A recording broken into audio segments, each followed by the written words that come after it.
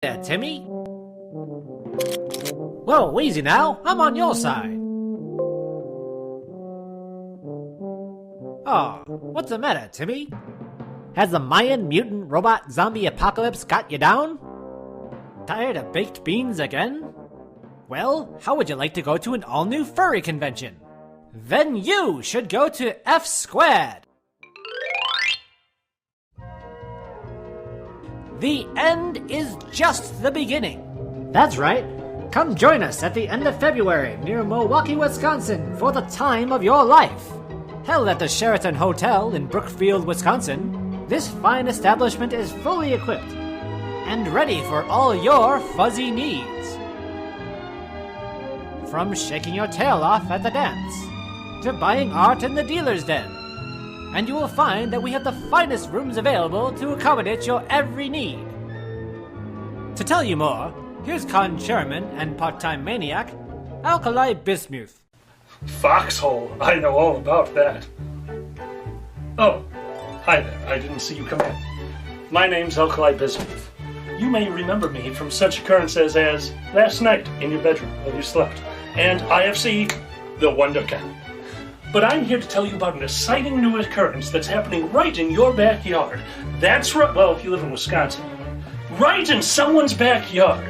That's right, F Squared. But why tell you about this exciting new convention when I can sing about it through interpretive dance? And a one, and a two, and a... Sorry about that. Planned Parenthood asked me to never do that again.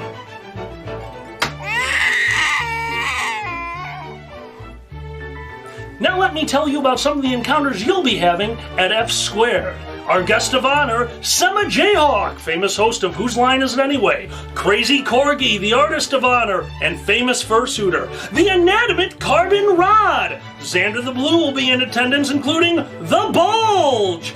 And many, many more. Now, if you wander around the con space, you might find yourself amidst some of our panels. In this case, a panel is an occurrence where a presenter presents information or dick jokes to an audience. Panels like Whose Line Is It Anyway?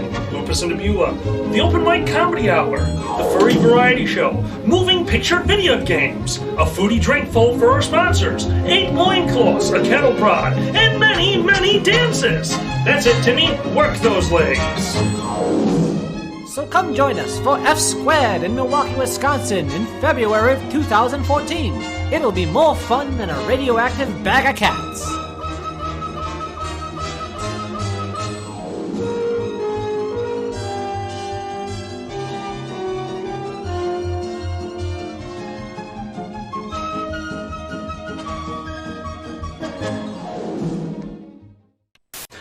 Oh, hi there. I'm Alkali Bismuth. You remember... Oh my, I didn't even know an elephant could do that in Africa. I'm Alkali Bismuth. You may remember me from such cons as Indie FurCon. Fuck. Oh.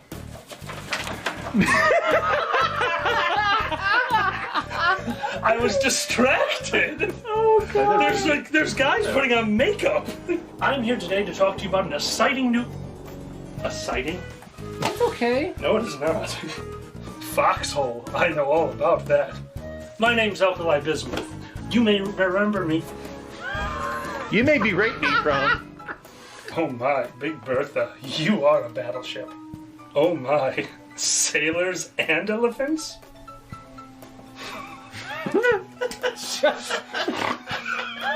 Okay, stop it.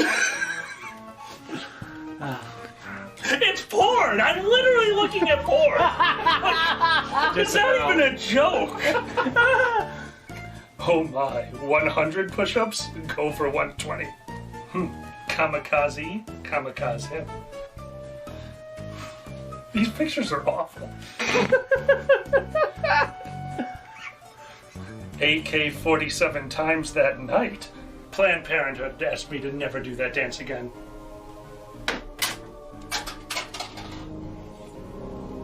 Oh, it's real. You put Desoto in here. I was expecting apple juice. Oh, I'm so happy. Conventions.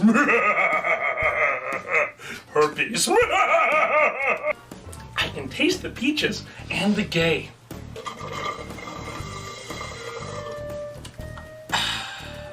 So let me tell you about some of the encounters you'll be having at Whose Line Is... So let me tell you about some of the encounters you'll be having at F Squared. Xander's dick. It'll be out in the open. He'll be wandering around, dick flapping in the wind. Wappa, wappa, wappa.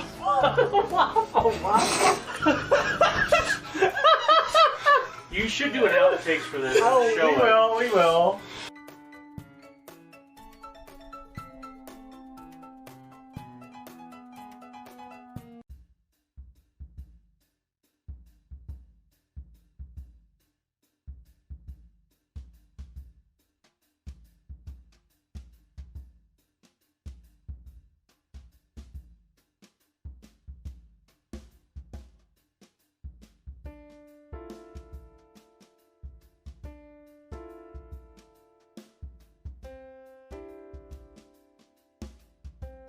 You want a physicist to speak at your funeral. You want the physicist to talk to your grieving family about the conservation of energy, so they will understand that your energy has not died. You want the physicist to remind your sobbing mother about the first law of thermodynamics, that no energy gets created in the universe and none is destroyed. You want your mother to know that all your energy, every vibration, every BTU of heat, every wave of every particle that was her beloved child remains with her in this world. You want the physicist to tell your weeping father that amid energies of the cosmos, you gave as good as you got. At one point, you'd hope that the physicist would step down from the pulpit and walk over to your broken-hearted significant other. Tell them that all the photons that ever bounced off your face, all the particles whose paths were interrupted by your smile, by the touch of your hair, hundreds of trillions of particles, have raced off like children, their ways forever changed by you. And as your significant other rocks in the arms of a loving family, may the physicist let them know that all the photons that bounced from you were gathered in the particle detectors that are their eyes, that those photons created within them constellations of electromagnetically charged neurons whose energy will go on forever.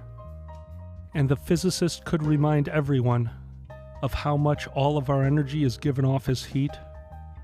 There may be a few people fanning themselves with the program as he says it, and he will tell them the warmth that flowed through you in life is still here, still a part of all that we are, even as we who mourn continue in the heat of our own lives. You'll want the physicist to explain to those who loved you that they need not have faith. Indeed, they should not have faith. Let them know that they can measure, that scientists have measured precisely the conservation of energy and found it accurate, verifiable, and consistent across space and time. You can hope your family will examine the evidence and satisfy themselves that the science is sound and that they'll be comforted to know that your energy is still around. According to the law of the conservation of energy, not a bit of you is gone. You're just less orderly.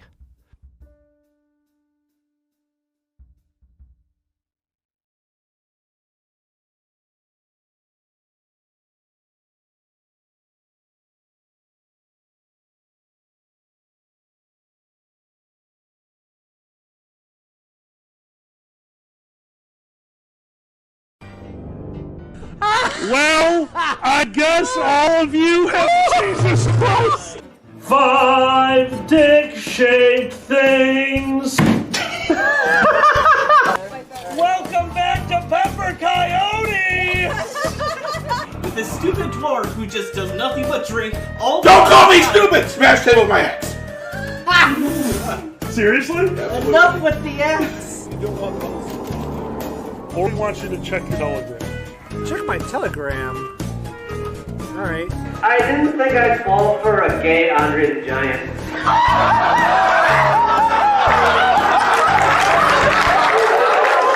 I saw myself falling for Han Solo, but I ended up with Chewbacca.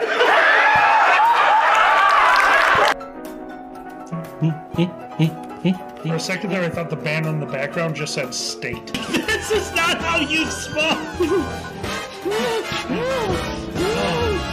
Stocks and bonds. 23andMe has traced back his lineage to the homeland of Gritty, America's favorite cross-checking coke addict. My mate is here. My mate who came up here and absolutely killed. There's not a lot of bad things I can say about him, but I can write them down and he'd never be able to read it, so here we go.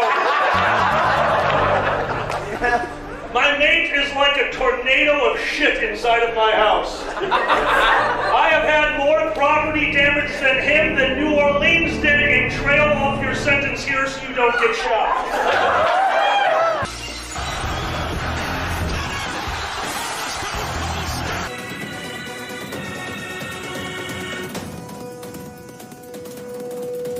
Oh yes we do. Oh yes we do. Right in the butt. Damn, I gotta. Right in the butt. Look, Xander. Xander.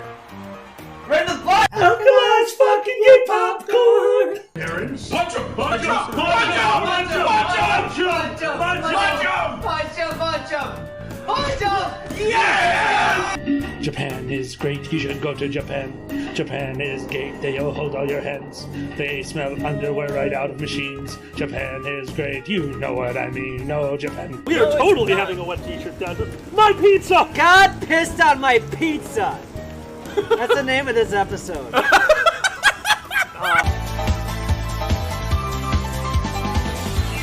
Do you have a better idea? Yes, I do.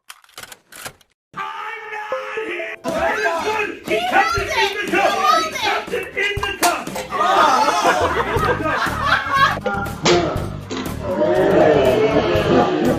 You leave the space door open. I love the space door. What the? Why are you leaving the space door I open? love the space door open. Don't leave the space door open. People fly out the space door. I was born in if you a leave the space space bar. door open. The final bottle of my favorite tequila has been drank.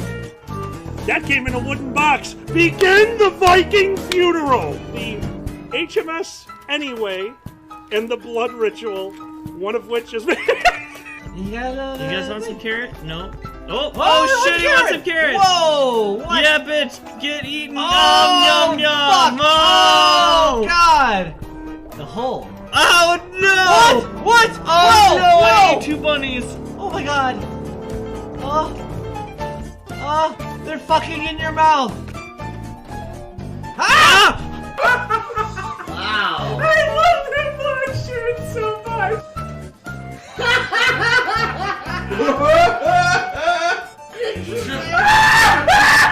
Why?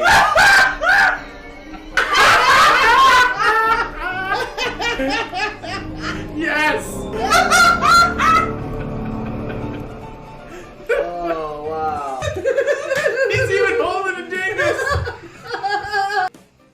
Dude.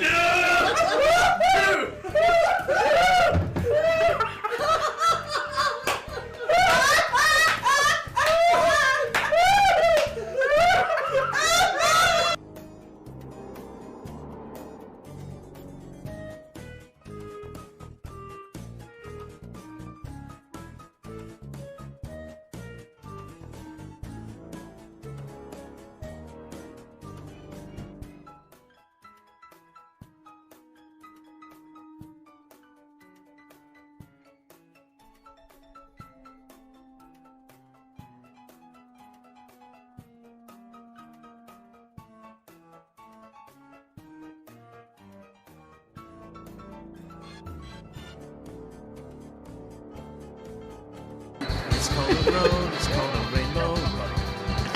It's a road that you go.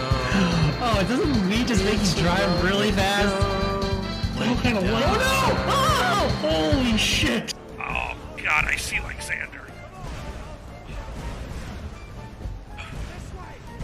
Okay, yep, dragons are real, dragons are real, dragons are real, dragons are real.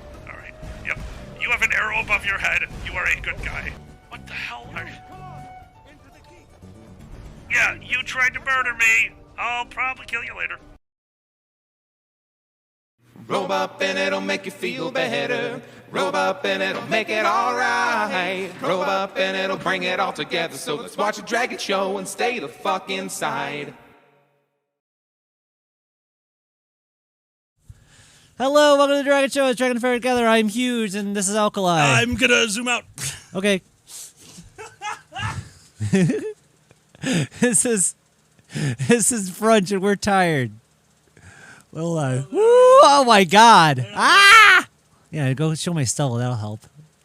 No, I'm kidding. Drop it down a bit. There. Huh? Lower us. Oh yeah, sure. Whee! There. Where our buddies go? Oh, I didn't bring our buddies out. My bad. Hello, everyone. It's Sunday Brunch. We're, tired and stuff, and we did 13 hours yesterday. So what? fuck. No, what are you talking about? We did nothing. We did that was the Dragon Show. We are Alkali and Zanny together, and I'm not even here. That couldn't have been us. Oh, some green-haired, some floozy was with you. Oh, what a floozy! Such a flapper. Such a flapper. Retro Sleep is the world's up. Bad Kid, thank you for the sub, dude. Hey, and by the way, a huge shout out to Sigma. Thank you for that early raid. You rock, my friend. Oh, they're populating. Here we come. They're populating. Oh, poppers. Yay. Poppers. Poplar in your mouth. Okay, done. Oh dear. Jalapeno poppers. Wow, that's just yeah. That's just the next level. Absolutely. Oh my God, Bad Kid is 7 months. That's awesome, dude. Thank you. Alkali. Spicy. Spicy. Oh, this burns. No. See.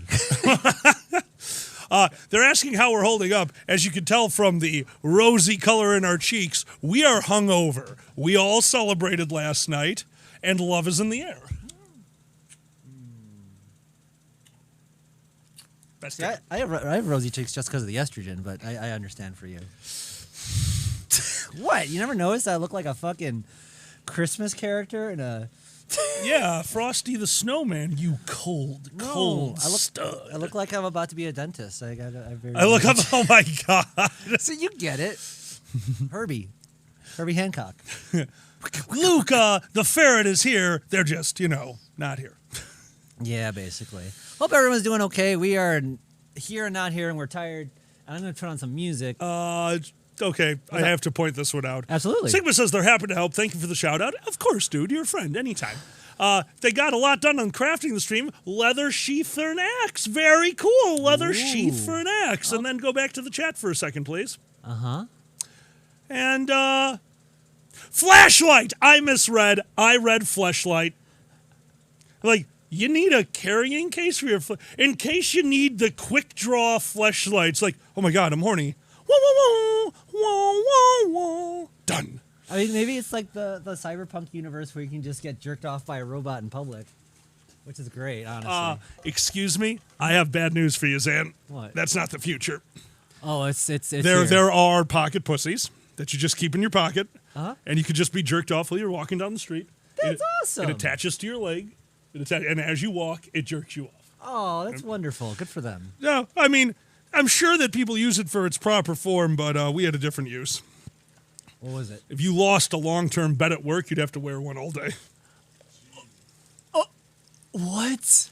Okay, don't get me wrong. Long-term bets were like something like, one of the douchebag brokers hired somebody, and we'd have a pool to see when he would get fired. And whoever was, you'd figure out the loser. It's so stupid. It was so fun. Because it's locker room shit. I understand.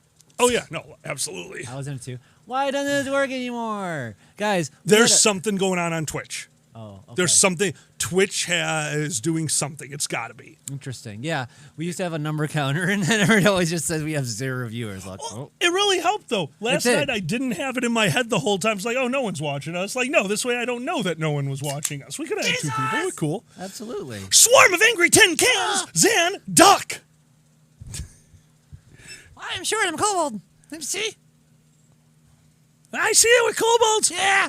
Swarm of angry tin cans. Why can't you stand backward on stairs?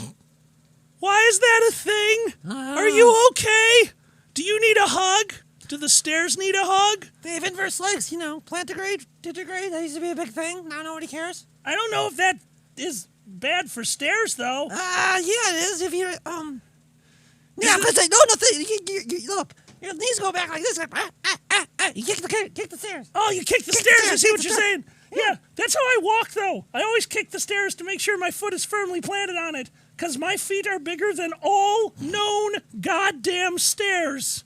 You know where your legs attach? Where's that? Back of your feet. The part that is hanging off every known goddamn stair. You know how tall I am? How's that? It doesn't matter, because I weigh over 300 pounds. Oh, no! That's all coming down onto the back of my foot, Oh, which my is God! off of every goddamn stair. So anyone walking behind me upstairs, that's why I let you go first. Oh, you poor bastard. I just thought of a name for you. I'm sorry. What's that? You got big feet and I got 300 big feet. pounds? 300 pounds. Sideshow Blob!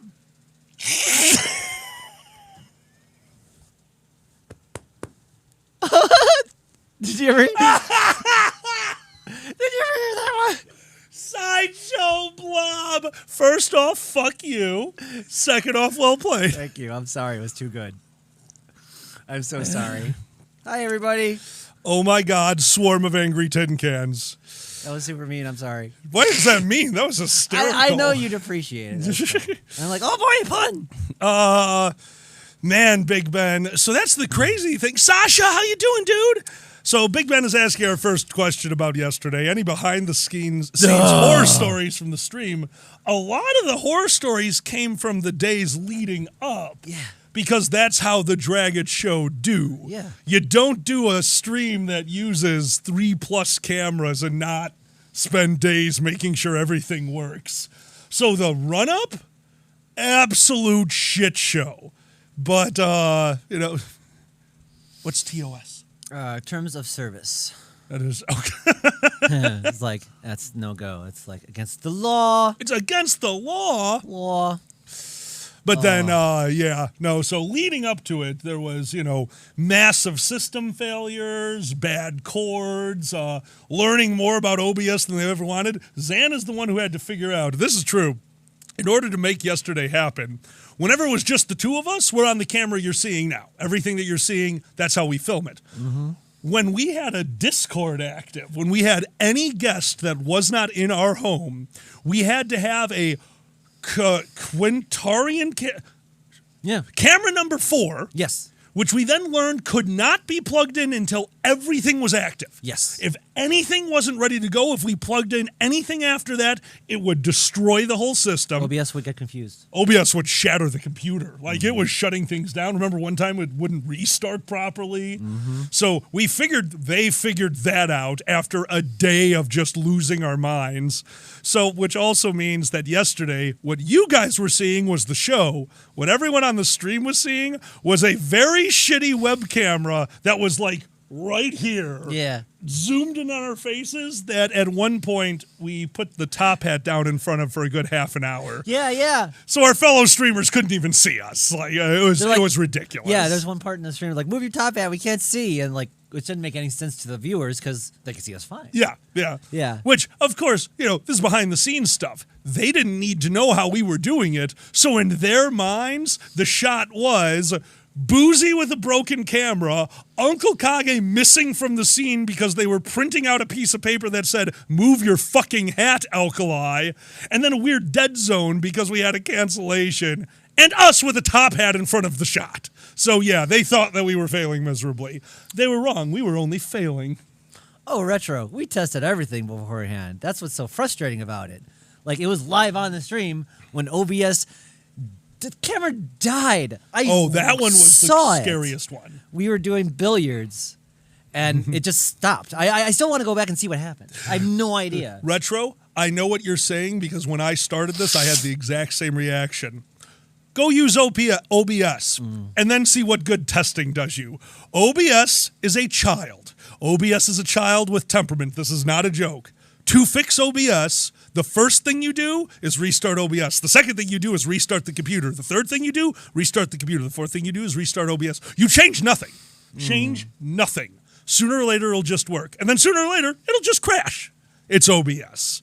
We're not at the point where we want to buy a subscription to a high-end platform. We're just not that. Or whatever the hell. Yeah, it's just so much. Yeah.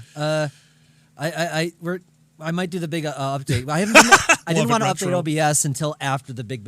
Oh, stream. yeah. No, So I'm definitely. going to probably do it after this one. See what goes on. Like we said, we just so everyone knows, we will probably be taking a short week off for literal maintenance. We're going to tear apart the studio, redo everything, update OBS, do a bunch of testing. So we'll let you know before it happens, but there might be a Monday through a Friday where you don't see the Dragon Show for a bit. Yeah, So. yeah. Well, you know what? We'll publish some shit during that. We'll put up Cooking That's a Without good idea, Lies actually. and Rants. We'll make it up to you guys, I promise. I still haven't published I keep forgetting the monkey knife fights I recorded on my phone in the tent.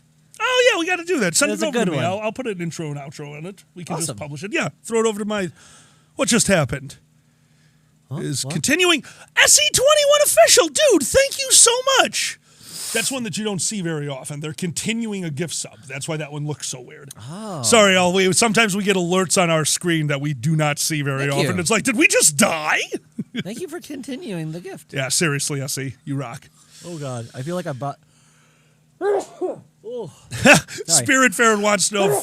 Bless you. Thank you. So Spirit Ferret asks, want me to grab you some alcohol for that week? Spirit, you can't work while you're drunk. That would affect you. We'll be smoking the whole time. That's how you clean a garage. You roll all the joints that you can manage, and you put them off to the side, and every time you feel accomplished for throwing away a tin can, you smoke. No, help me out. Is Gesundheit German? Is Gesund- that just... I know it's German, but is it God bless you just in German? Or is it different? Yeah, all right.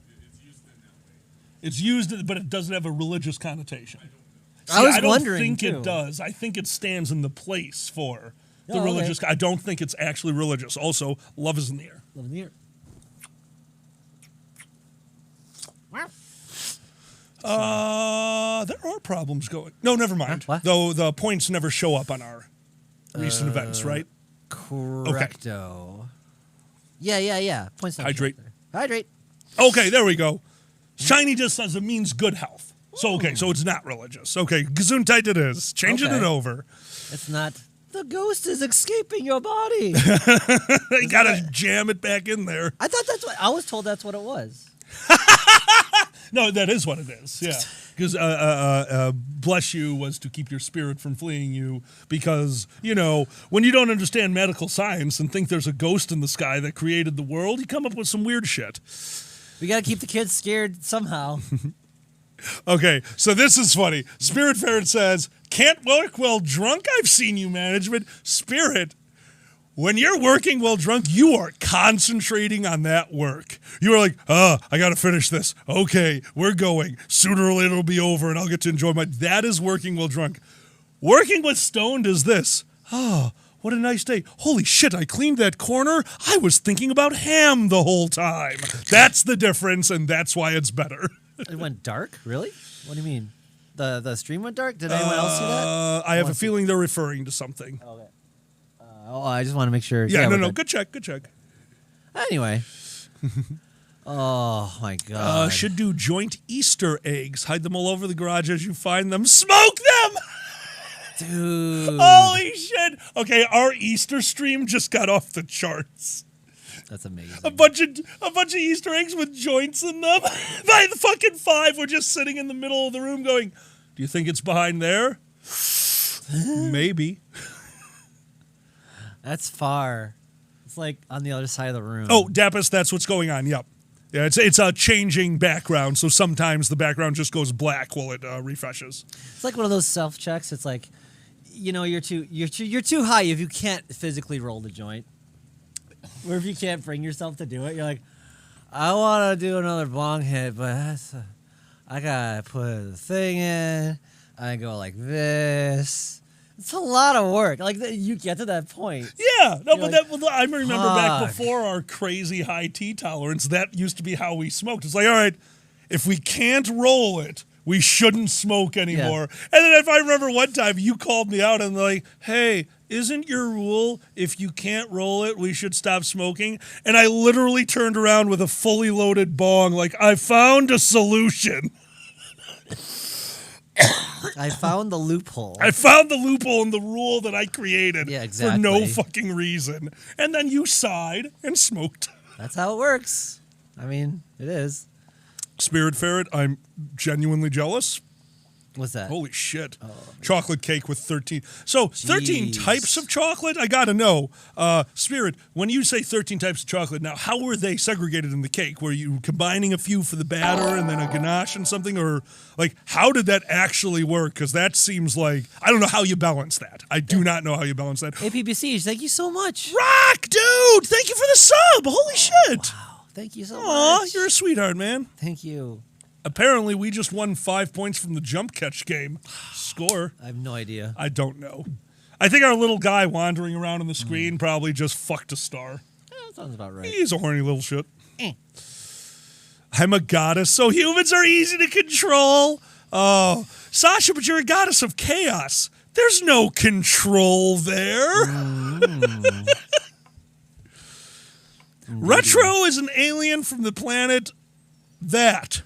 Xylon Tears. Xylon?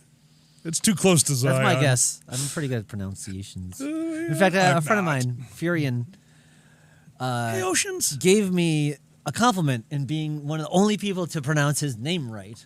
Oh, yeah. Like no, right you're away. very good at that. I don't know. It's just like you catch on, I don't know, catch on to thingies. Little grammar rules. I was always good at that for whatever reason. As far as like how things should sound. Yay, retro. See? Dan's very good at that. I'm horrible at that. I know. I'm the worst. Like, this language does not make any sense to me.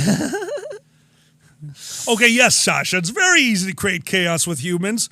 Give us some fucking packing peanuts and we go nuts. I know it's early, but we do want to mention that we do have a movie tonight. Yeah, let's quick throw that up there. We'll I just want to. You get it. We'll go back to the announcements, but yeah. Really quick, everyone, tonight, because this one's going to work a little differently for the simple reason that okay, go into it and then check our microphone. Did you make sure to have our? It's on. Yep. There we go. Cool. Dark and Stormy Night is tonight, right after. It's not even tonight. It's this afternoon. Big Ben, thank you for that gift subscription. Spirit Ferret, welcome to the madness. Thank you. Dark and Stormy Night is a movie that Kage introduced me to years ago on a visit to his home, and I love it. It's going to be one of our very last movies for October. We have one special one tomorrow that we're going to do, but tonight, about 3 p.m., right after Boozy's stream, Dark and Stormy Night, we are not going to do a co-stream.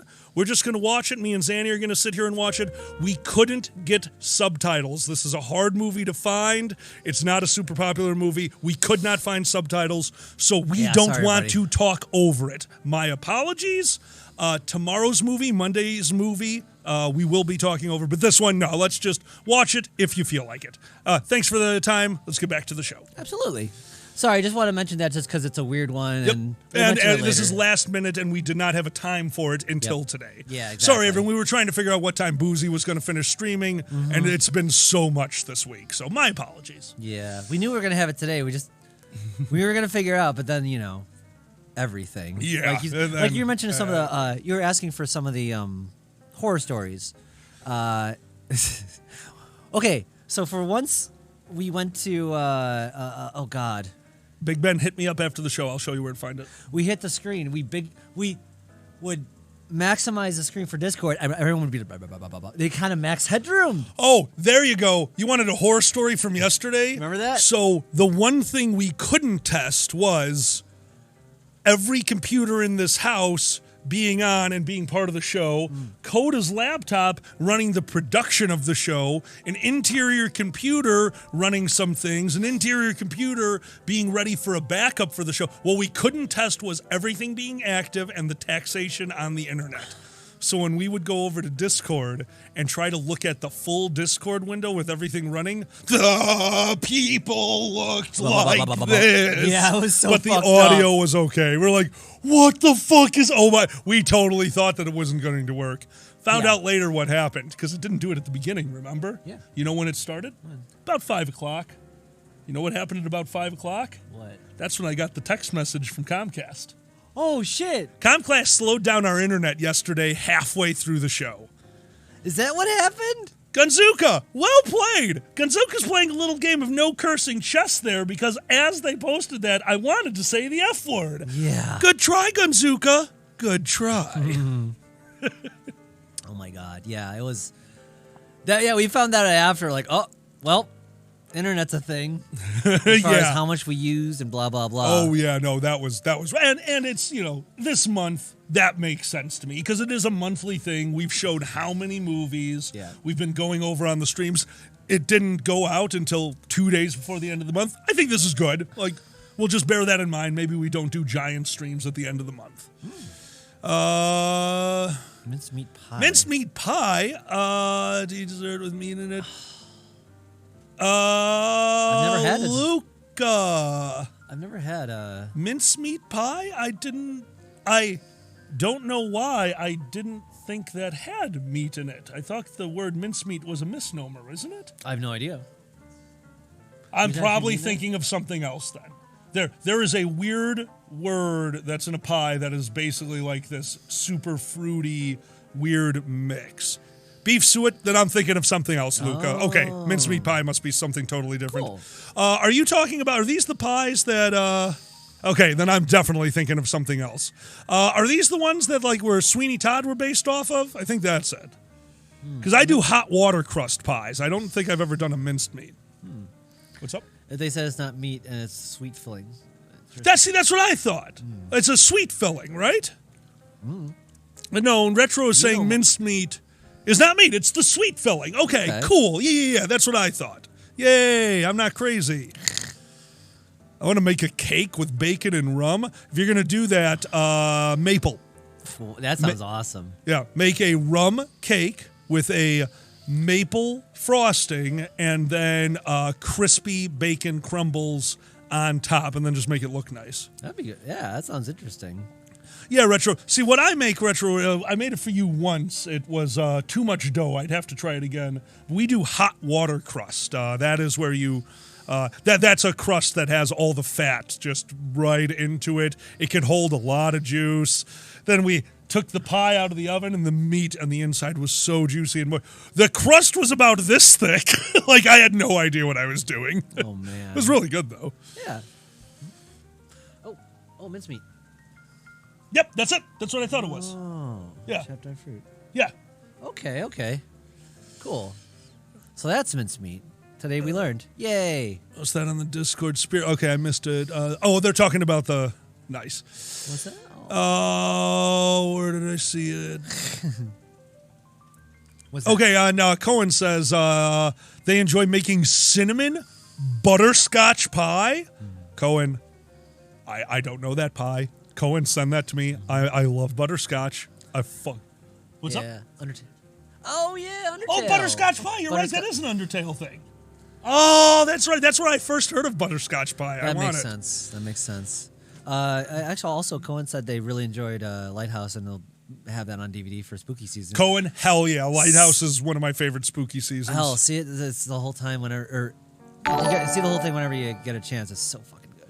Thomas the Crank Engine! Thomas the Crank Engine! God damn it, that's a great name. Dude, thank you so much for the follow and welcome to the chat, my friend. Do you do reactions? If so, do you take suggestions? And if the radio man now speaks for the 33rd, then what happened to Conrad? Do you know what that one means? I have no idea. Thomas? I feel like Styx just sang to me. The radio man now speaks to the 33rd. Kilroy!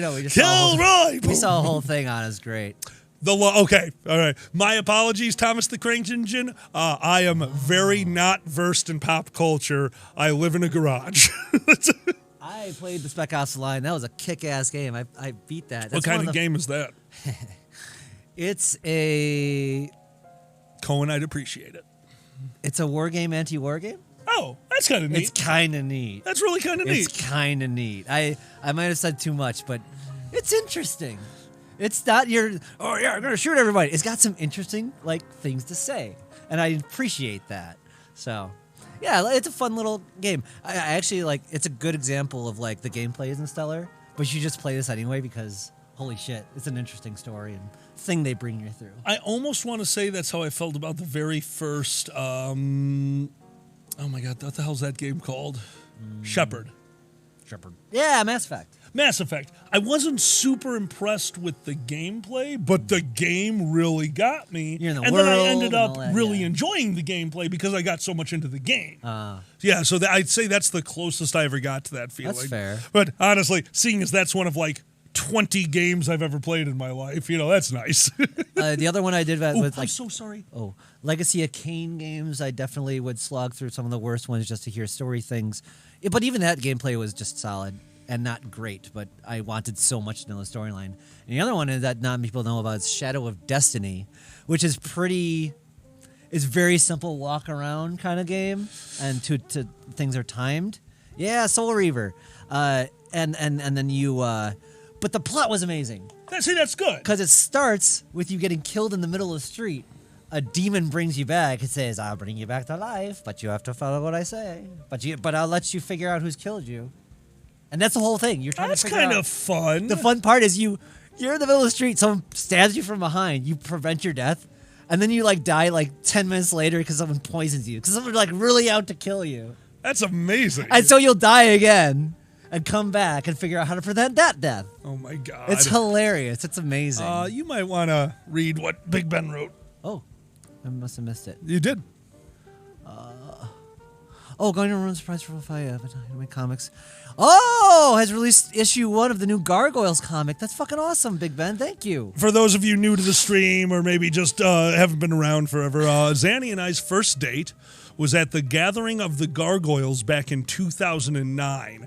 We had known each other forever. We had known each other for a while before that, but that's what we considered to be our first actual date. So we went to the Gathering of the Gargoyles, a mobile convention that no longer exists. We're walking around down... Where the fuck was it? Was it in... Chicago, right? No, it wasn't just Chicago. It was like a little suburb of Chicago. But oh, yeah. It was like... little nice walking town.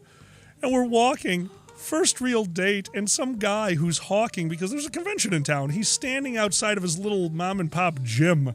Like, hey, you look like you can get into shape, and just calls me out as I'm walking with Zan. I'm like, I'm in a shape. Round is a shape, and I'm pretty sure that's when you fell in love with me. Aww. When I yelled back, round is a shape, you lost it. It's funny. You mentioned that recently. That's funny as hell. I'll never forget that one. Oh, man. I was like, I hope I do well on the stage. Round is a shape. Giggle. Yes, I'm in. Not getting dumped today. Oh, I could do whatever I want for the rest of the day. Got that joke. He's like, hey, remember that joke? Remember that joke? Yeah. Let's go back to your place.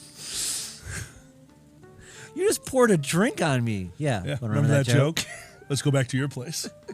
Oh, yeah, that's pretty good. No. You're like, I hope you die, amateur, because round is a shape. Oh, that's funny. Die, amateur. Jesus Christ. Ha ha, you love me. Yeah. Stares into the black. I know that you hate that you love me. That part's your problem. Good Lord. I don't care about the last part. Anyway. And everyone signed off like, oh boy. Welcome to Zenny and Alkali's Uncomfortable Stream. Welcome to 13 years of marital bliss. I have to make our April Fools more accessible because it was so funny. That was so... Ended up being therapy. Princess Tiny, thank you for the follow, dude. Appreciate it. Thank you. You're so tiny and princessy. Oh, so tiny. Mm-hmm. I never saw Thumbelina. Hi. What's Thumbelina? It was like... Welcome to the chat, dude. It was around the time when it was like really popular to make knockoffs of Disney movies. It was like really like kicking into gear. Oh, really? Yeah, it was like one of the... It's like a middle of the road, kind of like Fern Gully. You know what I'm saying? I don't even know who made it. As far as like not Disney. I don't even know, that one of those things. Okay. You know what I'm saying? I do. Okay. Hydrate. I remember Fern Gully wasn't Disney. Yes, Tim Curry. Yeah, exactly. That wins. Tim Curry doing is pollution. Tim Curry legitimately doing one of the best non-Disney villain songs ever. Yeah. The fucking Toxic Sludge is a fucking bop. You're like, damn, pollution singing sexy. Yeah. Wasn't what Ralph Baskin. Oh, was Ralph Bakshi Thumbelina? Oh, okay, we're No. talking. What the fuck? It wouldn't surprise me. Ralph God Bakshi's a damn it. weirdo. What's up? Another bug? Yeah. In our waters? Yeah. Sorry, hon. It's okay. It happens. This is what happens when you stream from a garage. Alkali took a Toxic Love. Yep. grabbed the water glass. Like, oh my god! Like we're done. Glug glug glug. Like, fly right in my mouth.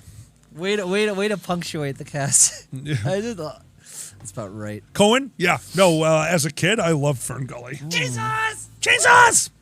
Go Oh, yeah, I saw Chainsaw. Hey, you know what I like in Fern Gully? What? You know what I like? What? What are you doing with my tongue? I'm Cobalt. Ah! Okay. I like the part where, Tone Loc sang really sultrily. That is the horniest Vor song I've ever heard in my life. Oh my god. 100%.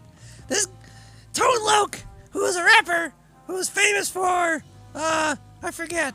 But anyway, he has a very, very low voice, and he's like, oh, I'm gonna fucking eat you. And he's like, no! He's like, oh yeah, here I come. It's wonderful. That is not the horniest Vor song. What's the horniest Vor song? Fox and Pepper wrote a Vor song. That's fair. Do not forget that.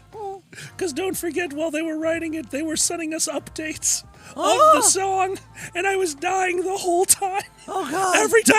Every time Pepper sent me an update, it got worse, and I was fucking losing it. Oh, that's funny. I loved that song. Retro looked up the song lyrics to Toxic Love.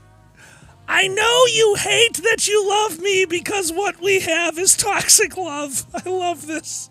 Oh no. Oh, it's so good. Oh yeah, Sasha, 13 hours was a bit much yesterday. Yeah. I thought that was Britney Spears. It's Toxic. What? It's a different song. That popped up out of nowhere. Oh my god! Toxic pops up out of nowhere in a movie, and it was awesome. What?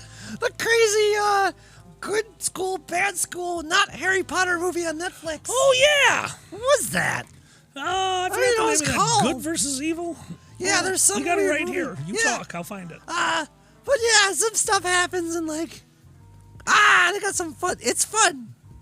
Not the best, but you know what? I'm glad we watched it. It was very interesting. Again. Here we go.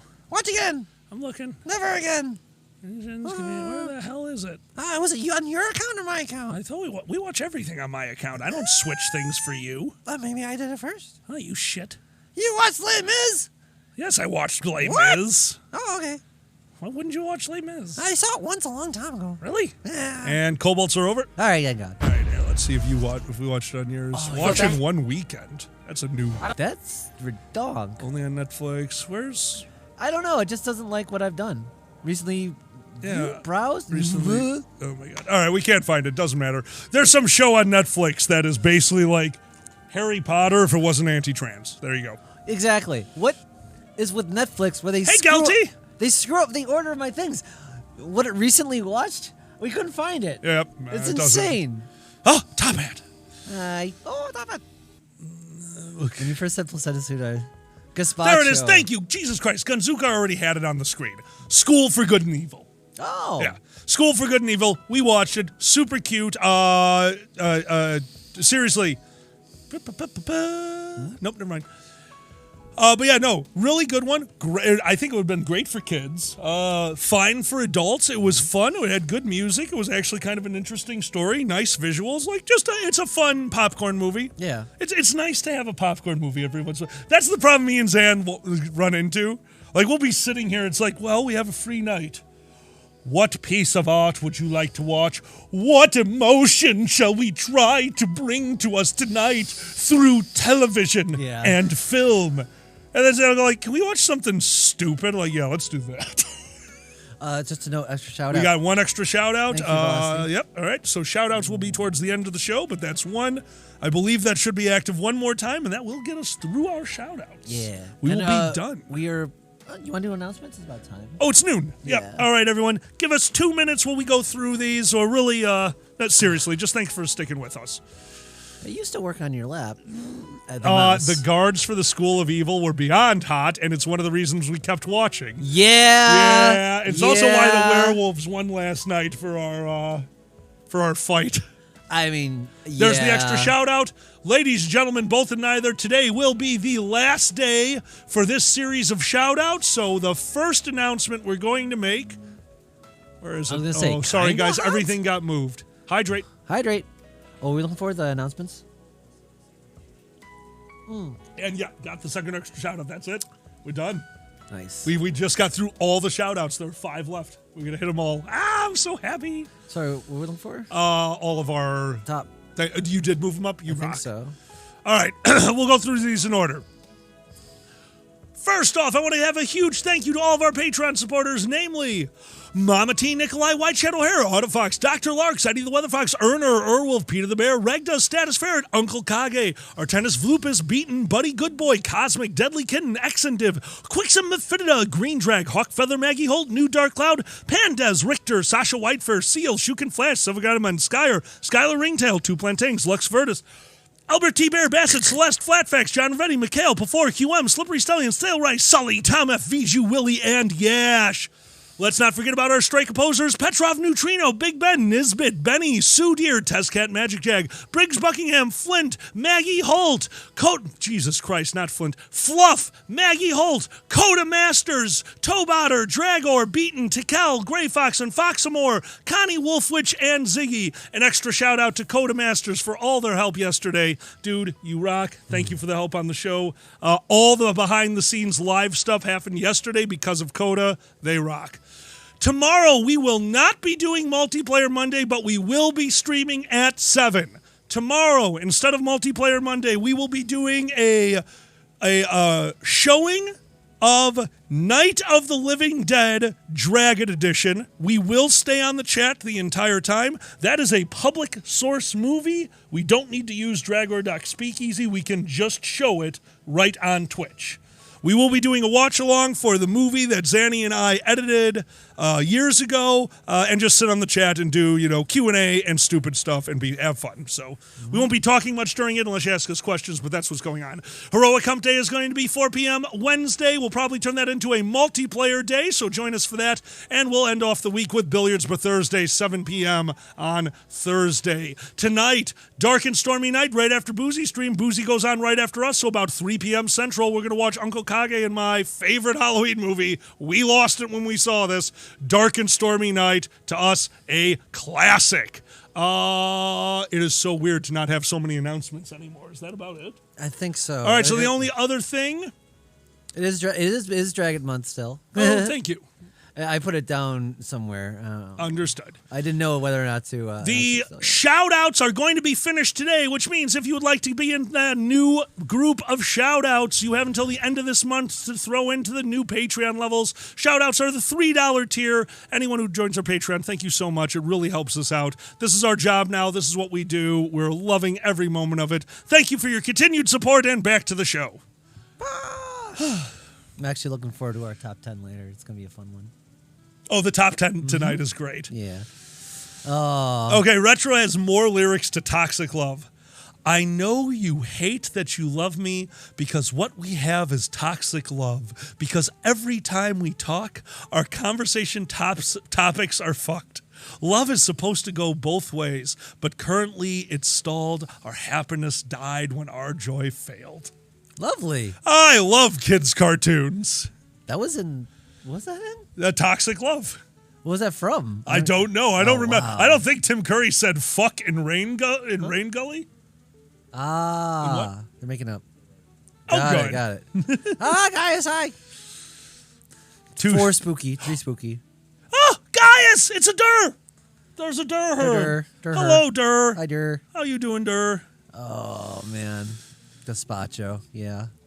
Actually, I haven't had Luca, gazpacho. I love Red Dwarf. I've had gazpacho when we go to like a wedding or something. I've It's had a cold- gazpacho once or twice. Yeah, Yeah, it's a always cold like tomato soup. It's a cold tomato bisque. It's a first dealy kind of deal. Like, here's your first thing, right? Uh, With the salad. Yeah. Cold soup is a weird one. It is a weird one. Is there any other cold soups? There's a few. I don't do many of them. I'm not big on. I can't. Well, if I'm not going to use the oven, I don't count it as cooking. Oh, we love our Saturday morning cartoons. Oh, yeah. I love cartoons. Hell yeah, we grew up with them. 80s, baby. I was say that to Nice, Alkali. Luca. Like I do miss when on Saturday, like I could just sit dead in my bed and just watch Saturday morning cartoon. You could switch between the 3 networks. Actually 4.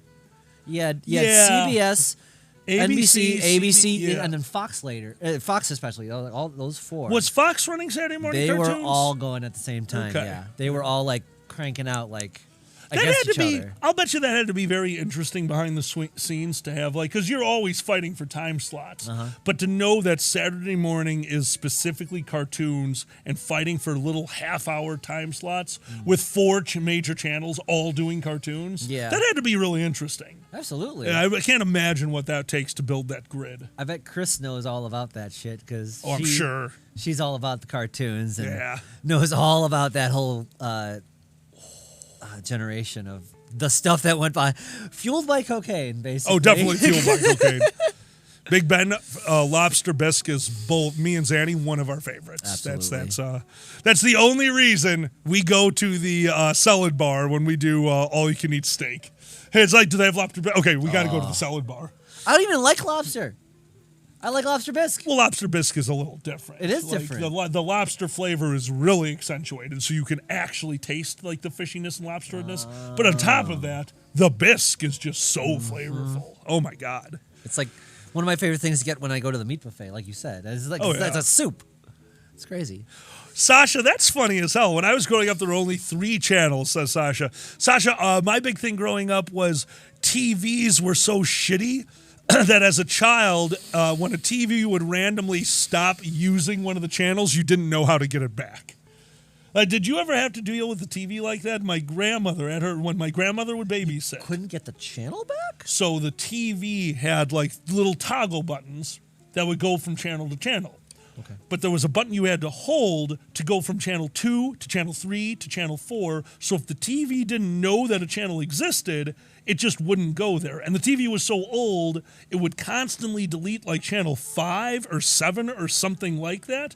So my brother and me favorite cartoon wasn't on, and we couldn't figure out how to get it to work. And my grandmother was 80 and didn't know how to use the TV.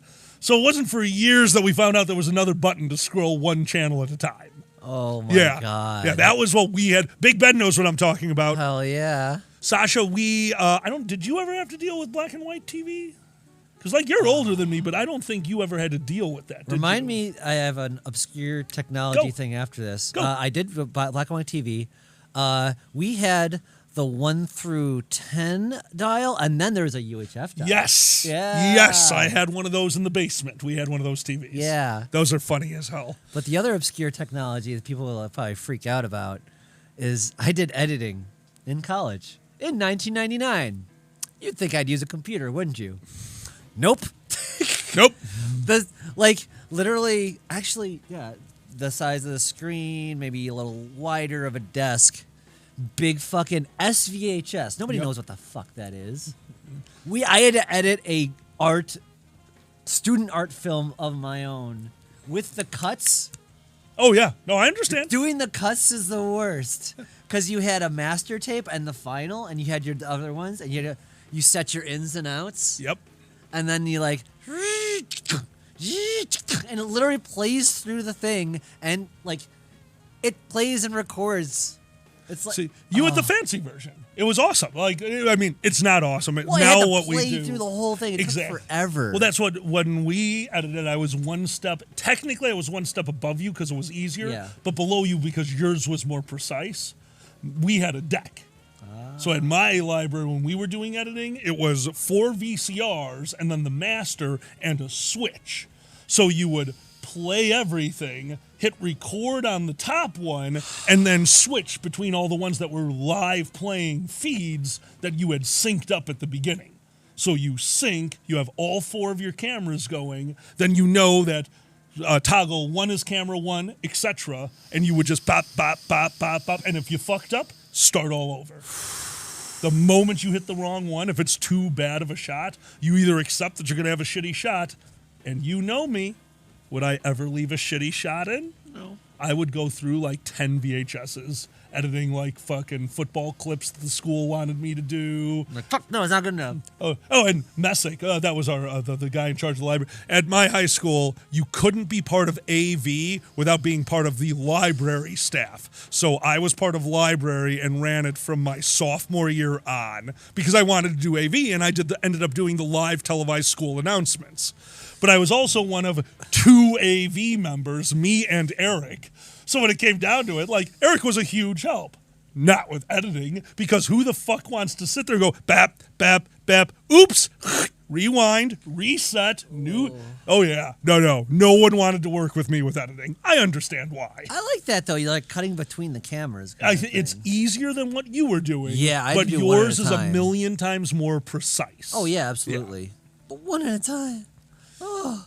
No, I feel what you're saying. Yeah. That's cool, because like it's more like the sportscaster thing. Right, but unfortunately we couldn't do it live. Did I ever show you that? There's a really cool... Gray Fox is big in direction. Yeah. There's a really Hell cool... yeah, man. Even if you're not into wrestling. Yeah.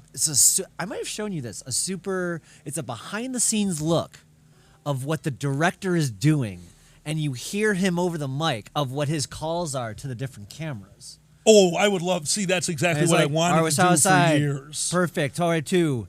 All right, 3. We got close up on 4. Core. Yep. Beautiful. 5. Back to 6. It's so interesting. It's exactly what I wanted to do. Yeah. Yep, Did I show you that? It's like 8. Nailed it. Back to 7. You never showed me that for wrestling. The one Yeah. that we watched together was for the Oscars. Oh, really?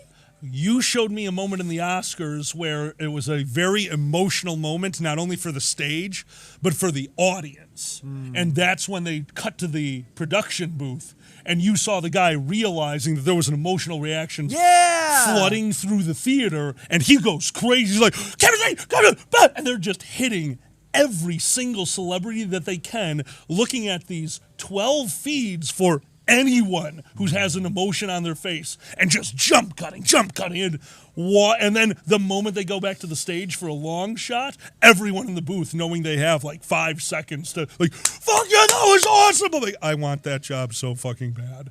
I want that job so fucking bad. That's fun. That's like live editing. That's cool as fuck. Mm-hmm. Well, that's live mixes are fun. I think that'd be really cool. Yeah. Hey, Zan. All right, everyone ready? What? Shoot the snaz. Camera 1, camera 5, camera 4. All right, I'm out, guys.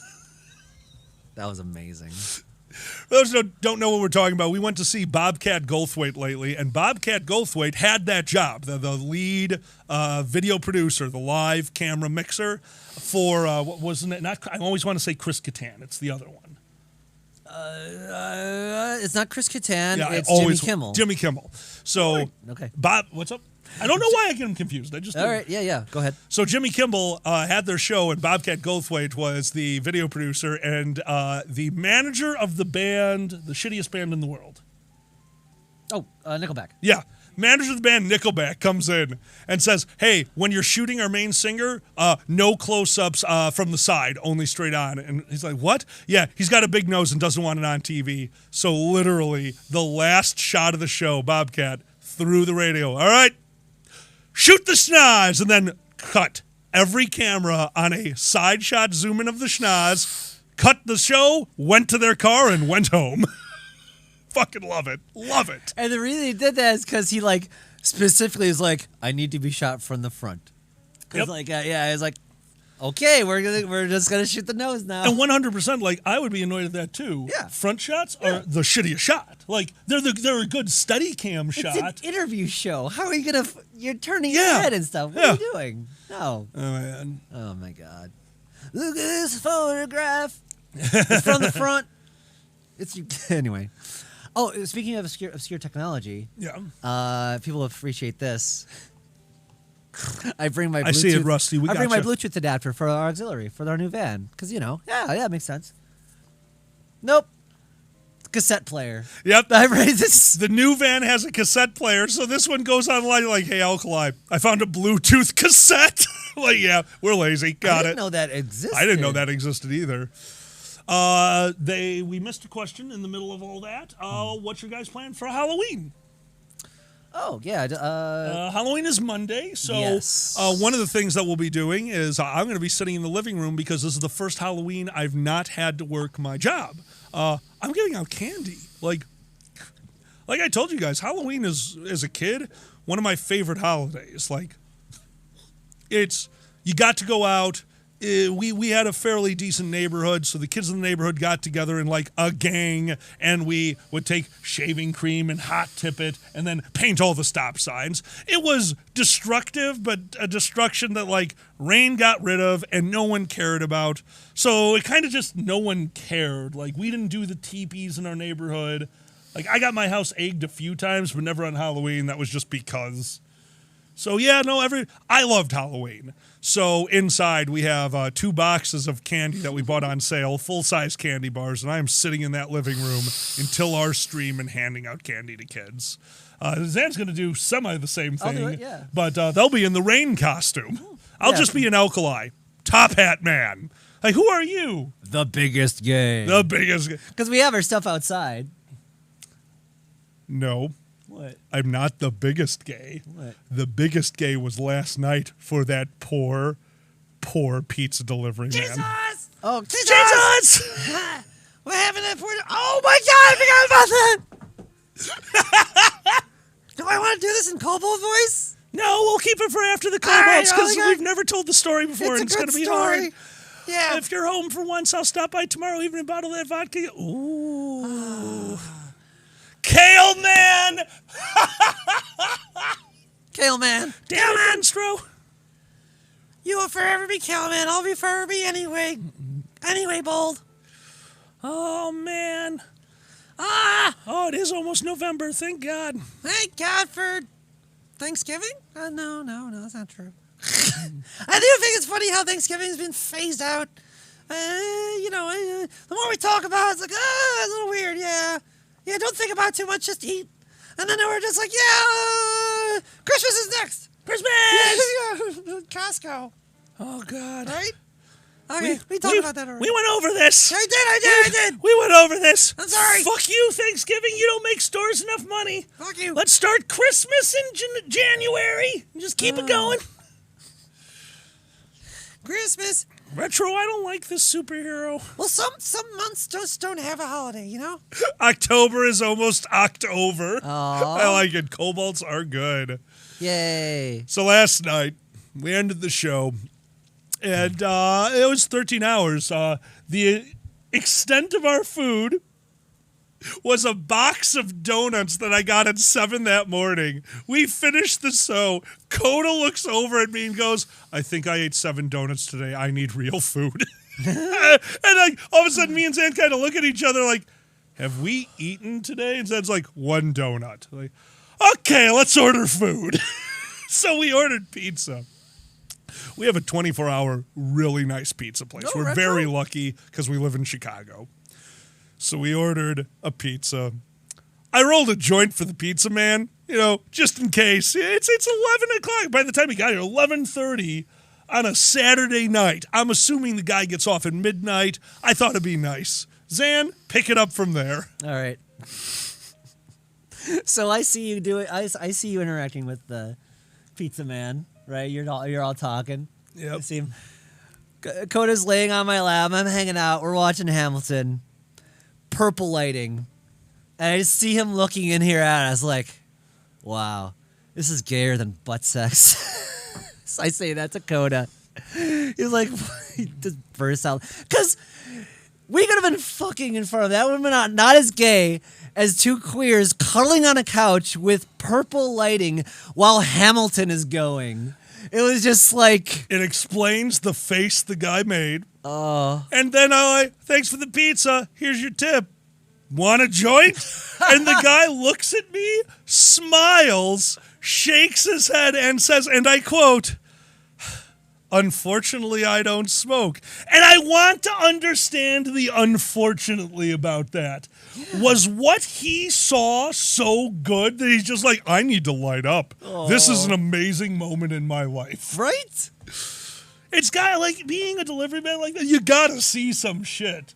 Yeah. Like I've seen too many pornos that had to happen sooner or later. Somebody's got to answer their door naked. It's like, hi, here's your Amazon package. And the guy inside, I'm sorry, I ordered sausage. Amazing. Oh, come on, join us. We're watching Hamilton. Yeah. Hamilton! Yeah. Hamilton! Yeah. I love it! How does a bastard orphan smoke such a blunt so big it could choke all you cunts? And all right. That was great! Anyway. Oh, my God. I can say that. Also, like, I've given joints because it's legal in Chicago, so there's no problem. I'm not asking them for money. I've already given them a tip. This is just like, hey, you want to join? I've done it all. What pizza delivery man doesn't smoke? Right? What pizza do you not? That's like a requirement. I thought that was disciplined. Like, truly. I would have to smoke if I was on the job, honestly. Hamilton is the Jewish version. Hamilton. Hamilton. I love it, Cosmic. Hamilton. Also, hi, Cosmic. How you doing, dude? Hi. Oh, good oh my times. God, you guys are amazing. Alexander Hamilton. Oh. Holy shit, guys. For all of you who were there last night, thank you so much for being there. It was a privilege and an honor to run that. That was fun. Yeah. You know what I just realized? What's that? Do we? Oh, maybe we do. We're just too high up in the audio mixer. Hamilton is super fun. Because, like, we were noticing things we didn't notice. Like, that guy's just killing it dancing with that book right now. So last night we showed Coda. We threw it on in the background. Yeah. Hamilton. I love it. But I've seen it like four times. Like I've probably seen it twice watching it. I've had it in the background while I work all the time. But this time we were high enough that we were watching the backup dancers. Yes. Dear God, those people are like, no, I'll earn this job. Yeah, you were pointing out the handing the letter domino effect, if Oh you will, and stuff like passing the letter to George Washington was like a full stage dance production of Have You the Letter, and then Zan's losing their mind about the ninja with a book. This dude was book dancing like I'd never seen. I'm sorry, what do you mean you've never seen? You see a lot of book dances out No! there, Zan? It was like the ball dancing you see in gymnastics, but with a book. So. Oh, dude, the bullet is it's so good. It's so good. Yeah. Oh, Big Ben. Breaking Bad the musical, please. I love when there's nice retro. I always heard Spider-Man Turn Off the Dark was an absolute train wreck. What's Spider-Man Turn Off the Dark? You never heard of it? No. It's a musical. Oh, they turned Spider-Man into a musical. Okay, for okay. real. I had always heard that was called Spider-Man the Musical. I did not know it had a name. Yeah, Turn Off the Dark. Okay, I do know what you are talking about. Gunzuka, that is awesome. You're shooting the Furby. Yeah, that's what it it needs. Good. Dragon Show the musical. Oh my God. That'd just be a depressed version of the fake series finale to Futurama. Destiny has cheated me by forcing me to decide upon the woman that I idolize and the hands of an automaton. God, I love that episode. Like, that one broke me. Like, that, honestly, that's the craziest thing. They did it twice. Futurama had a series finale that knocked my socks off twice. Fuck you, Futurama. You're too good. They knew how to end well. Yeah, no, they definitely knew how to. Well, great writers. Honestly. Well, here's the thing: the final series finale of Futurama was truly one of the best series finales ever. They gave you a closure for all the characters. It was heartwarming. It was heartfelt. It was an amazing end for the show. The Devil's Idle Hands, the original series finale for Futurama, was more of like, oh, the show's not going to continue. What should the last episode be? So they choose it's not technically a ship in a bottle episode because they move all over the place, but all the main characters are in it in some form. It's a beautiful story. It's so, again, heartfelt, heartwarming, and oh my God. Yeah, I never realized they hit everybody. Big Ben, what did you do to my hands? I cleaned them. That's hilarious. BLFC did one of the best musical themes because they did a musical. Like, that blew me away. I still have the Fox and Pepper CD in my car. I'll listen to it every once in a while. Nice, Mazzus. Where are we? Oh. Wearing a black collar shirt, black cape, top hat, and plague doctor's mask. Mazzus, that is a good way to relax. Oh, yeah. Oh, my God, I have a plague doctor's mask. I'll wear that tomorrow. We're putting out all the candy. Please. The alkali suit and the plague doctor's mask, and you could be Rain, scared of me. Wait a minute. Oh, motherfucker. What's wrong? I wish I would have thought of that. I have a plague doctor's mask. All I needed was a gray cloak, and I could have been the Warden Wrath. Oh. Yeah, he was just a big dude with a plague doctor's mask. Yeah. Fuck, I wish I would have thought of that. We could have done a joint costume. Oh, that would have been great. God damn it. Oh, well. I forgot about, you're talking about the Warden. Yeah. Cosmic, I never thought of that. That's kind of funny. Like, funny in a really bad way, I'll be honest with you. Cosmic, when the Dragon Show writes our musical, we're tapping you. Oh, dude, I would genuinely, for those who don't know, Cosmic and Rhubarb, absolutely wonderful. If you are at a convention and you see Cosmic and or Rhubarb on the schedule, see their concert. It is never a bad time. And also, if you're at Anthrocon on Sunday nights wandering through the hotel, listen for a piano for the greatest hidden panel in existence. I'm not going to tell you more than there's a hidden panel at Anthrocon. It's your job to find it. Oh, man. Well, I mean, I can't tell where it is because it's also my job to find it. I only know it happens. And then I go wandering stoned and drunk through Anthrocon like, hark, do you hear the sounds of Cosmic sipping? Oh, true. Cosmic, I would always tap both of you. I love hanging out with you guys. You're just fun. Also, sometimes you provide cheese and wine. Friends forever. Hell yeah. It is Halloween tomorrow, Sasha. I'm so excited, Sasha. I love Halloween. We were actually talking about that. Like, there's some places that do it on, like, multiple days. Someone says they do it for multiple days. We saw that. There was a place that was doing Halloween trick-or-treating 4 days in a row. I just have one question. How the fuck do you tell the entirety of your township to be ready for trick-or-treaters 4 days in a row? People don't read their mail. People don't answer their phones. I have not talked to another human being live besides these two in a month. You're not getting that information to me. So on day one, kids show up to your door, not on Halloween, and you think, oh yeah, neighborhoods put trick-or-treating on different days. That's what this is. I'm cheap. I already bought my candy with a coupon. No big deal. Here's a Snickers bar. And then the next day, a different kid shows up. You're like, fuck him. That kid yesterday lied to me. Yesterday wasn't Halloween. He's out in another neighborhood right now. And you get angry. The third day, you're cocking a shotgun because now you think you're the butt of a joke. The fourth day, you pull the trigger. So don't do it. Don't do that. That's right. 4 is too far. We went to murdering trick-or-treaters in this one. Sometimes you got to do that. They get too rowdy.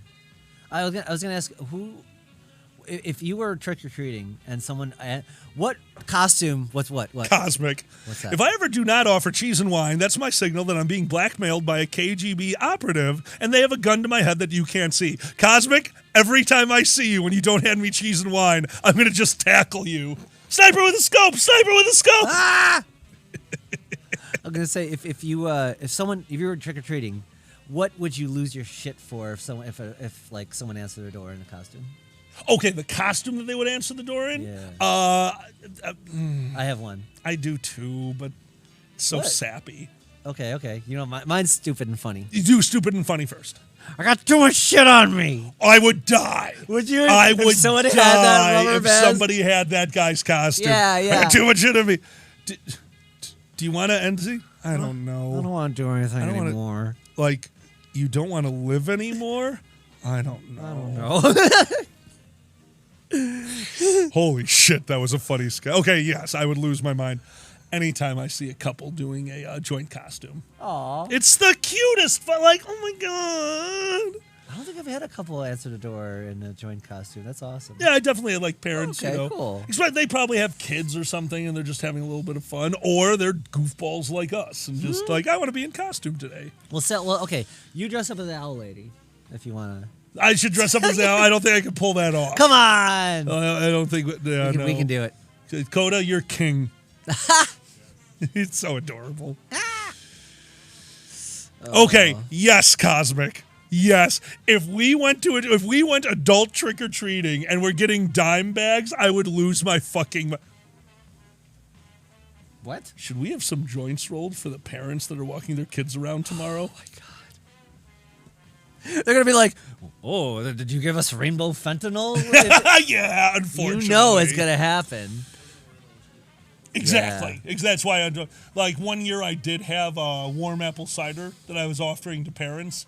Yeah, whatever. They're like, what? No. Oh, I'm like, this is nice. What do you guys want from me?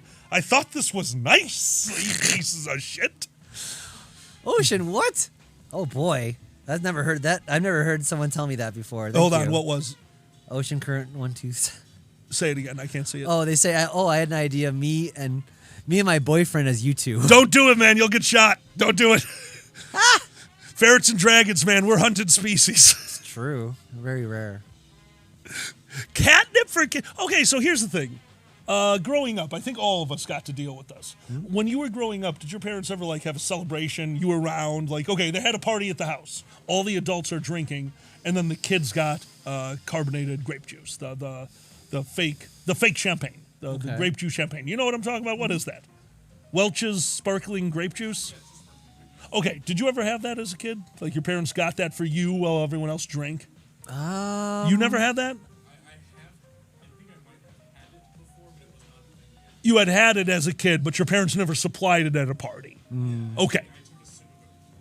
All right, so that was a tradition for us. I didn't know if that was a common thing. New Year's Eve, if we ever went with our parents somewhere, the adults would all have the champagne and booze, and the kids would have multiple bottles of the carbonated grape juice. So that's kind of changed. I know, like a lot more people are health conscious. People still drink, but it's not like the top thing. I feel like a lot of households will go over to like, oh, we're getting together? Yeah, let's all smoke half a joint. Let's just pass. So what do you give the kids now? Oh. Like that was the thing. The parents didn't give us fucking fake booze. They gave it to us so we didn't feel left out. So if your parents cared about that, is it candied cigarettes? Like, are the parents all passing the doobie and the kids are all passing around candied cigarettes? Or I don't know. What do you do on this one? Yeah, we didn't let just them. Give them a what? A fog machine just in the corner of the room? But just raving here, kids. We're smoking. I don't know. Where I grew up, they were just like, kids don't get to drink. Fuck off. I don't know. I have a feeling it's because they didn't, because it was me and my brother and then a few other kids from a few other families. I think they just didn't want everyone to feel left out. Yeah. So that's why they did I get it. We only had the grape juice for communion because we're... Hold on, you didn't get real wine for communion? Nope, that's Catholic. The only reason we didn't get real wine for communion is because my parents were mortified when my brother went up for first communion and downed the glass. It was the greatest thing I've ever seen. Everyone had talked. It wasn't even one of those that he didn't know what he was doing. Everyone had talked about it forever. Like, when I go up there, I'm going to drink the whole glass of wine. Like, sure you are, Ted. My brother fucking did it. I it appreciate that. I don't know. Fuck it. Fuzz! No! I want to go up, drink the whole glass. I'm full of God blood. I'm full of God. Got to hydrate. Kneel before me.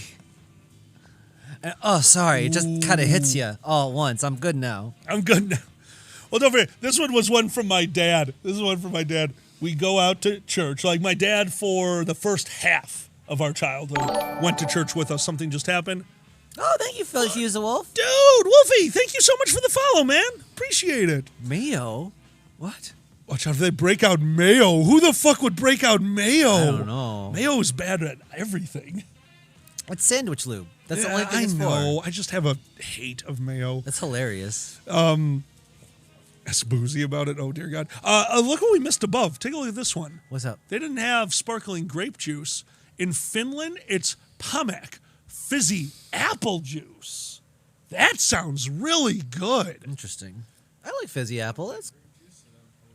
See, I don't like the red one. I like white grape juice fizzy. Like, I can just sip on that. That's kind of just like a refreshing, like, oh, this is a treat.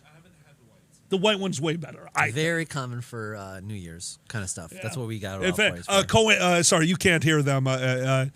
Coda is talking right now about they don't like the sparkling grape juice. The red one we always bought when we ran New Year's Eve for Furry. We used to run the Laugh New Year's Eve party, and that's what we would do because the hotel wouldn't just let us pour shots for everyone, you know. So everyone got a sparkling grape juice, and we would pour red and white. Never once did we even come close on giving out the red before the white. Everyone would take white. And the red would it's still good. It's sparkling grape juice. The white one is super refreshing. So yeah, try that one. One more time. You are more than welcome, but we just repeat you. It's all You're good, fine. yeah. You're fine. What we got? Did you see the movie, bros? I don't know. Which movie? Welcome to the chat fire. Which movie? What is? Did you see the movie? I don't know. Are they? Was there supposed to be a comma in there? Hey, bro, did you see the movie, or did we see the movie Bros? Like, were there two guys that showed like movies, man, then crushed a beer can on their head? No, I'm almost waiting for what's the movie? Oh, Dude. It's literally called Bros. Oh, No, I've not seen a movie called Bros. I saw Bros with QM and Boozy. That was actually pretty nice. That was the gay one. That's the gay movie. Yeah. I didn't know that was called Bros. It Okay, is. cool. It's actually it exceeded my expectations. It's cute. It's well written. You know, it's not the best, but honestly, it's so much better than it could ever be, or that I expected it to be. Okay. You know what I'm saying? I don't know. Well, okay. But like, I like that Sorry. they like address some gay shit that the queers have to deal with in terms of like relationships and just stuff that's never talked about in movies. Because a bunch of queers never made a goddamn movie. It was in the theater for a bit. I don't know if it still is. Doesn't bother us none. Of course not. I'm sure. Yeah, you can find it. Yeah, no. Well, I mean, ways. I'd watch that. I'd like a queer-friendly movie. It's super fun. Nice. Yeah. It's cute. It was written by the Johnny on the Street, or what the fuck his name Johnny is. on the Street. Something on the Street. Okay. That was his deal. That was his name. Tommy on the Street or some shit. I love that one. Retro says, "Fuck grape juice, give me wine." Like, yeah, no, exactly, Retro. We're talking about when you need a substitute. Oh, I'm so disappointed. We lost half a bottle of wine last night because we were too drunk and high to put it away. Oh no. Whatever. It's Cooper's Hawk. We get them. We get like 14 of them a year. It's ridiculous. Yeah. A wine. I never thought that would be a subscription. Billy Eichner. That Is that his name? That is the name. Okay. Billy on the Street. Yep. I like our wine subscription. It's nice. It's nice to every once in a while. Just like, oh look, wine that I didn't have to go out for. You should totally subscribe to wine. You just go online. It's like subscribe to wine. Like wine subscribe. Well, for real, like Hey, Zan. What? Parents still dead? Parents still dead. How dead our parent? Parents still dead. Break the wine out. No. For real, I always used to see subscriptions to cheese because the joke. I would totally do that. The joke was Steve Urkel cheese, like they had a subscription to the Cheese of the Month Club and shit like that. And it's funny as I've gotten older, like cheese is awesome. Like when you get like super awesome cheeses, like oh fuck, this is like we were at Basement Con. Someone brought some amazing cheeses that I'd never had before. Yeah, I love it when they do that. I love a good cheese. When you're having that with some good wine or alcohol, it just kills. It's so good. So, two things. We'll bring these up. So, Cosmic, you're asking what wine screw the most generic one? Cooper's Hawk. We do Cooper's Hawk because we have one really nearby. I was using it for a while for like after people would help with First Squared stuff. I'd take, if we had 6 of us or less, Cooper's Hawk, we were getting so many. If you use it, it's an amazing subscription. We don't use it so much anymore. It's a little expensive, but at the end of the day, we drink just enough wine that it gives us infinite wine, but we don't drink so much we use it all, so it's all my Christmas gifts. I'm cool with it. I keep the subscription. And they're talking about a bottle from 99. Last night, we opened our last bottle of wine from our trip years ago to Napa Valley. We opened a old what the hell? It was a Sauvignon Blanc. No, it wasn't a Blanc. It was a Cabernet. Thank you. We had a unopened bottle from 2015 from Wine Country that we opened last night that had been stored properly, like alcoholic grape juice. It was so smooth. Oh my god. Oh no, Cosmic, it's not mail order. We literally go to the Coopers, you call them ahead, and they will have a box of wine for you. Yeah, no, it's... and then I take that back. Cooper's Hawk might have started mailing bottles over COVID. I actually think we just didn't opt into that. We get bottles when we want to. It's 2 miles away. It's no big deal. We just drive and grab the bottle. Shaman Spirits? No, I've never heard of Shaman Spirits. 1833. 1833 cheddar? That sounds like it would be moldy. Good Lord. That's amazing. Tikal, I think both me and Zanny are pretty. Your favorite dry reds? Is that your favorite Definitely too? dry reds. Yeah, I stay away from the sweet, especially because I can get drunk, and that's a booty. That's a booty. That's amazing. What the fuck? Yeah, Tikal, dry reds are big for both of us, yeah. Cheddar never goes back. I assumed it was not from 1833. I just like the idea that it was. What do you say, Icon? Big old ferret butt? No, too much ferret butt. What if they're dragging butt too? Butt. Do you remember when we first went out and you were like, "Hey, oh my God, I didn't know there was going to be a solar eclipse today." I'm like, Zan, I'm just picking weeds. God damn it! You were in the You blotted out the sun. I'm not. No, sorry. No way. Aldi has good cheeses cheap. Really? Well, to TIL.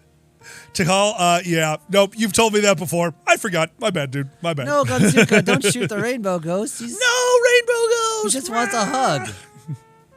Huh. I did not know that Aldi had a good cheese selection. I'll have to try that out one day. Oh, my God. I love it. Oh. Thank you so much for joining us today. Don't forget, we are The Dragon Show. If you're enjoying this, don't forget to hit that like and subscribe button. It really helps to do the follow and subscribe really helps us if you follow, lets you know when we're streaming. And don't forget, after our stream, which will be done at 2 Central Time, we will be passing you over to the Boozy Badger. And after that, we will be watching Dark and Stormy Night. Boozy will give you info on how to see it. We will be sending it out to all of our Patreon supporters, and we will have the website going actually in a while, if you wouldn't mind. I'll do announcements and some of the shout-outs. Sure. And if you could get the cartoon running so that something's playing on the screen if they want to open up the speakeasy early. Sure. Yeah. Right. Just like right after? Or? In a little bit, when I start doing announcements. Just go in and then we'll just switch it over on time. But at least that way the website's active so they can go over to it. Oh, sure. I could do that. All right, so in a little while, guys, we're going to get some cartoons going up on the movie server, and then after Boozy's stream, we'll cut it over to the movie. Okay. When do you want to do top 10? Later, after that? Or Top 10 is after we start all the weird stuff at 1. Gotcha. Sorry, everyone. This is us talking behind the scenes into the microphone. Whee! My apologies. No. I just didn't know about the... Well, we didn't plan that. So. No, we did not plan it. You are all good. Tall,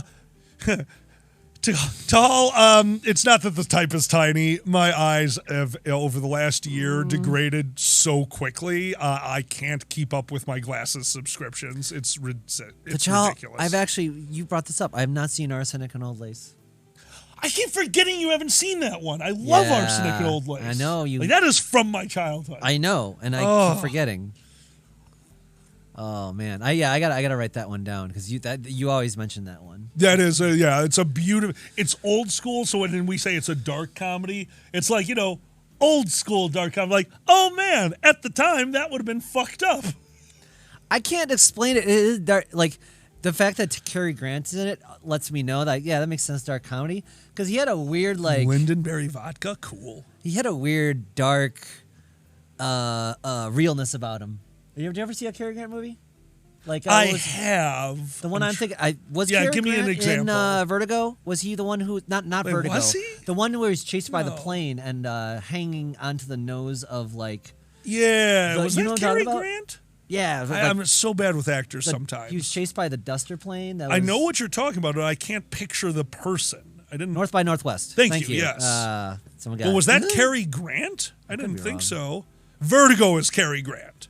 Vertigo is. Yeah, I know it's directed by Hitchcock. The guy from Merry Christmas Movie House. That's Vertigo. God damn it! It's been too long. I'm definitely confusing a bunch of movies. Jimmy Stewart is Vertigo. Vertigo is Stewart. Okay. Yeah. Yeah, I'm definitely confusing movies right now. Oh my God, Gunzuka. There you go, Gunzuka. Jesus. Oh my God, you have the best stickers.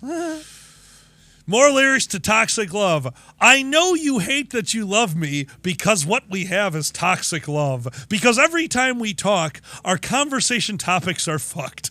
God damn it. Oh my God. Hey, Status! You are the best. Hold on.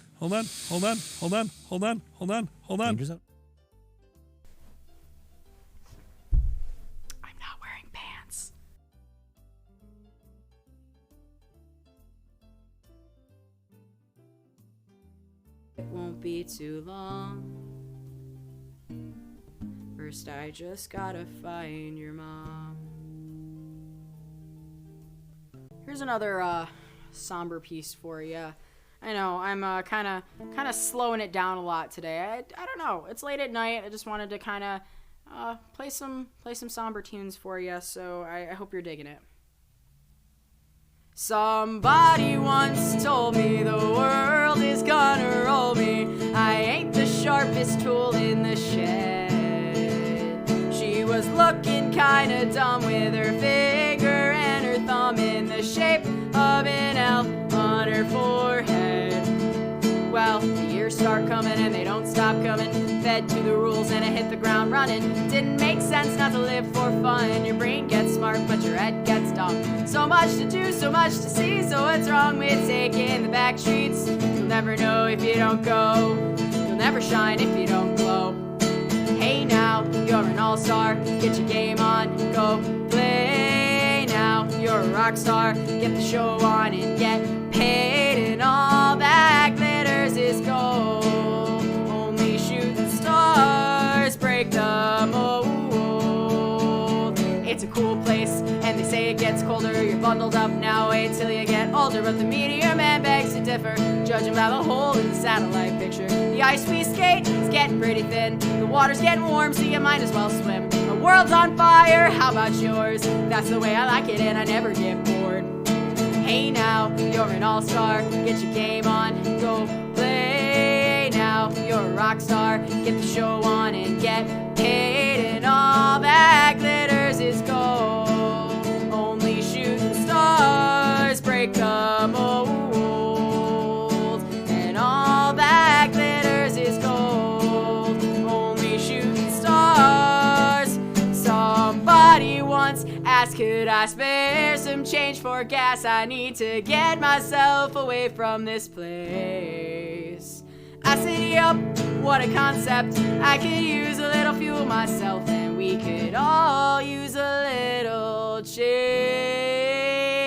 Well, the years start coming and they don't stop coming. Fed to the rules and hit the ground running. Didn't make sense not to live for fun. Your brain gets smart but your head gets dumb. So much to do, so much to see. So what's wrong with taking the back streets? You'll never know if you don't go.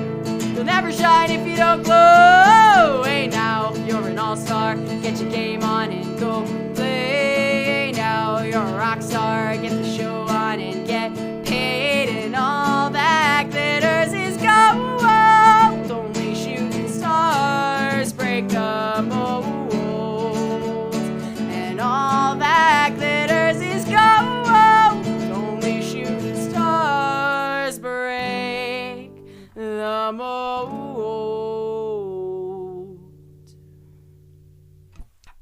Roll up and it'll make you feel better.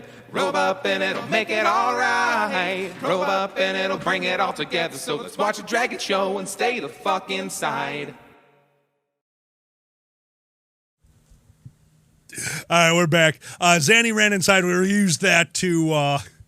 Oh! Fuzz, I'm sure we did call it out, but thank you for the follow. I don't know if I missed that one. Of course, Status. Genuinely, if Status, if you're okay with it, we're actually probably planning on cutting out all of your cover songs, because I'm assuming that you'd be more okay with us grabbing those and using it when we need a few minutes. Zanny is running inside right now to start the cartoons on the movie server so that you guys can load up the server and then not think about it and just know it will switch over to the movie live at about 3 o'clock when Boozy is done streaming. Yeah. For those of you who didn't see the concert yesterday, Status, have you posted the concert online yet? And if so, would you put a link so that people can find it in the chat? Thank you all for being here today. We are about to get to the tail end of this, which means it is time. We did not do questions for today from our Patreon supporters because yesterday we did the 13-hour stream, and I did not want to bug our Patreon supporters getting questions for like 3 things in a row. Oh, Status, we'll be talking. We want more. That was fun as hell. So for the last hour of the show, we will be relying on you guys. Questions will come from anyone who wants. You guys are more than welcome to ask any questions you want for our last hour of the show. We're about to do shout-outs, and we do have a top 10 list today. So we're going to be doing that to close this thing off, and Zanny is back. Yay. Is it active? Yeah. All right, all. Here we go really quick. So, who's this? What's that? The vocalist? Serge I look like the Tankian, vocalist from the System of a Down? I guess so. I mean, I don't know what he looks like, so I'm assuming drop dead sexy. Beardy. Everyone in the chat, Status has just posted their section of the concert from yesterday. If you have a moment, go check that out. It was epic. So, last announcement for right now. Tonight is Dark and Stormy Night at around 3 p.m. The website is active. Feel free to go over to speakeasy.dragor.me. That right now there are some cartoons playing on it from First Squared's Saturday morning cartoons. Throw it on, minimize it, mute it, or watch it instead of us. We don't actually care. Enjoy, and at around 3 o'clock, when Boozy ends, we will activate the movie. So feel free, have fun. Thank you so much for being here. Back to the show. Yay. To Kel, weirdest mixed drink that's still drinkable would definitely be anything I've had in Vegas. Because, like, what? I'll get that. Campfire. Okay. Yeah, no, that's... Dragon's breath. It had a literal dried cherry in there. You put in your mouth and breathe. You breathe smoke. It's awesome. I love that one. Big Ben, we see your question. We'll get to it in a second.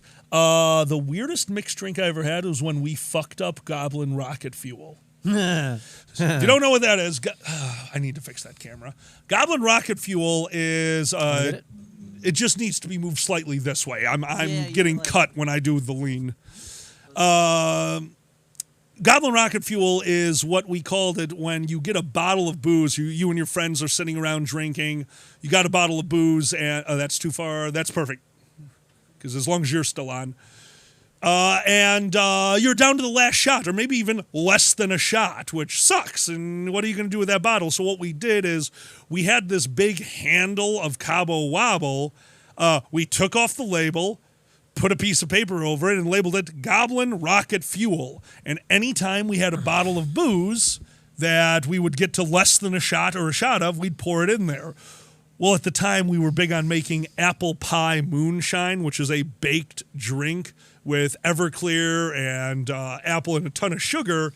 And it turns out, like, the 2 shots of that we put into the bottle overpowered everything, and we ended up with a drinkable bottle of 15 different boozes because it was so over-the-top strong on the flavor. Yeah. Still really bad. Made you want to vomit like 10 minutes later, but drinkable? Yeah, unfortunately. That's how you fuck it up, Big Ben. You make it too good. It was the penalty shot for, like, Slap Cup. For years, we kept this bottle of Goblin Rocket Fuel, and if we'd play Slap Cup, if we'd play Beer Pong, if we play any drinking game, the penalty shot was the Goblin Rocket Fuel, and John is over one day, loses Slap Cup, and, psychs himself up, gets the shot glass, like, all right,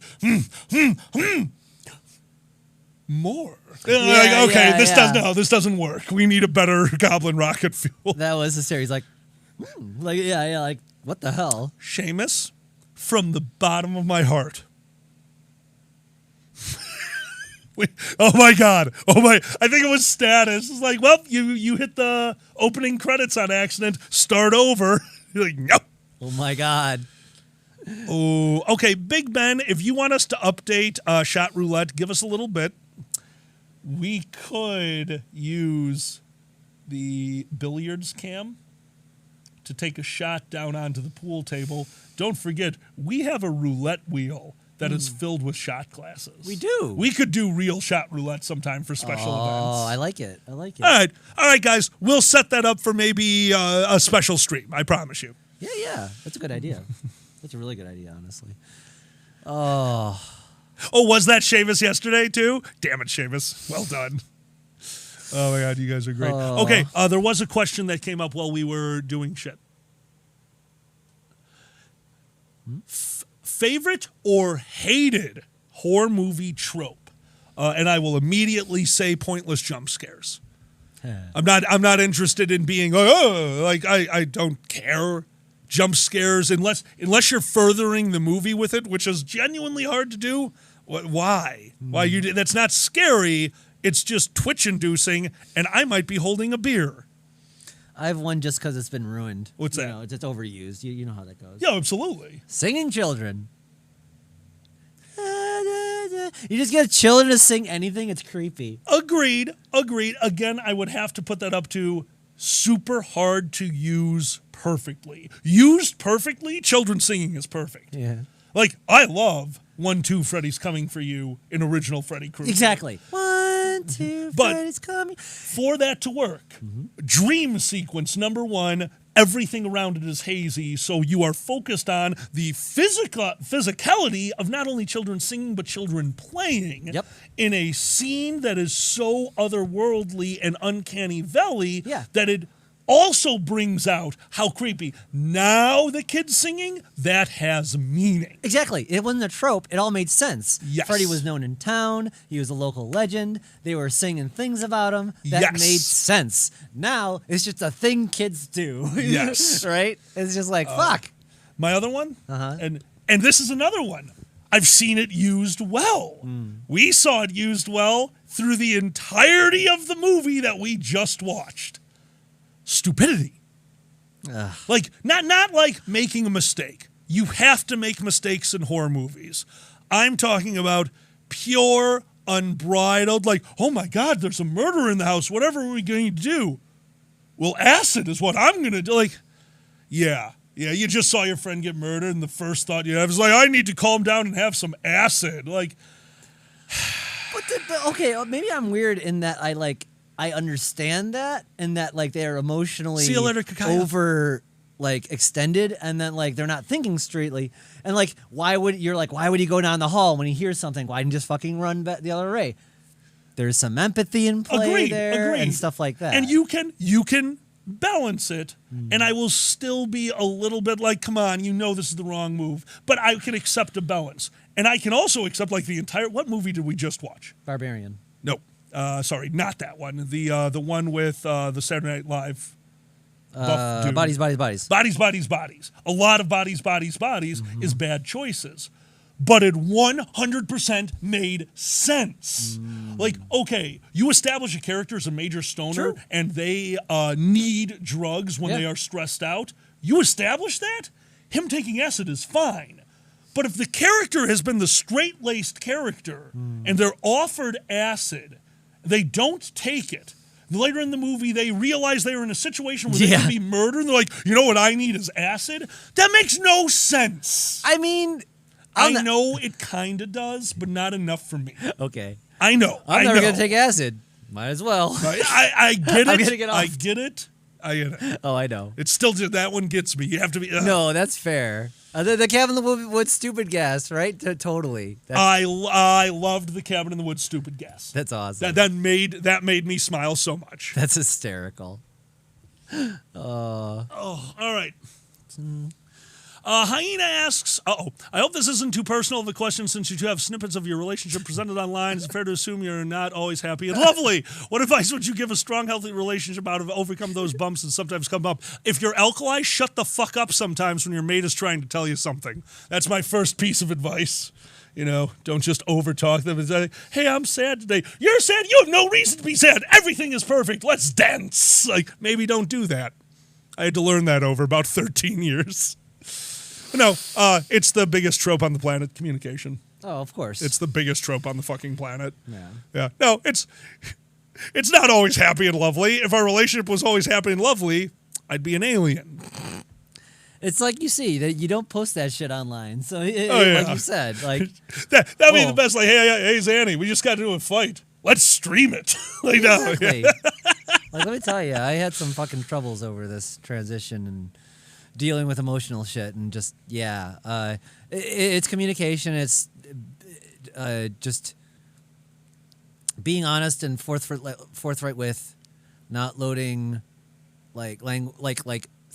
be matter of factual about like stuff that happened and how it made you feel, or not like accusatory and just like, hey, this happened. Let's talk about it. That kind of thing. Like not just like jump to the conclusion of what you think that means, and I would sometimes do that without without thinking about it. But it's one of those things. Yeah, no, that's not a personal question. I mean, it's a personal question, but that's a good personal question. Mm-hmm. It's nice, you know. Yeah, yeah and it's like never not fighting is also a thing where like you shouldn't. If you have an issue, you should be able to bring it up with your partner. It was before COVID. There was a while where me and Zanny were definitely at the level of like, I guess this is life. I guess we just let's status quo this shit, and that was bad. That was bad because when the blow-ups happened, they were holy shit. And that's because you bottled everything up. Like, well, there's always this is not the proper and by time. I meant both of us. A good exception is this isn't the right time, and that's totally acceptable. Oh, but yeah. like if you want to like, but yeah. Here's a perfect rule. We have one weird one in our house. If either one of us says, I need to walk away, everything stops. It doesn't mean it's over. It is not over.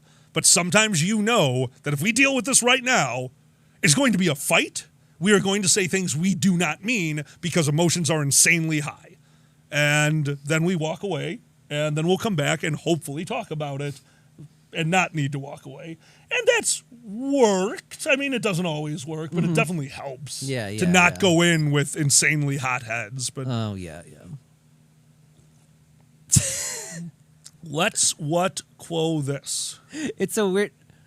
Let's status quo. Oh, it's you, Status.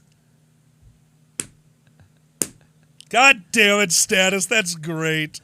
And it's also weird because, like, I kind of shut down. And this is a weird thing. And, like, sometimes if you have reactions, like, explain it to you.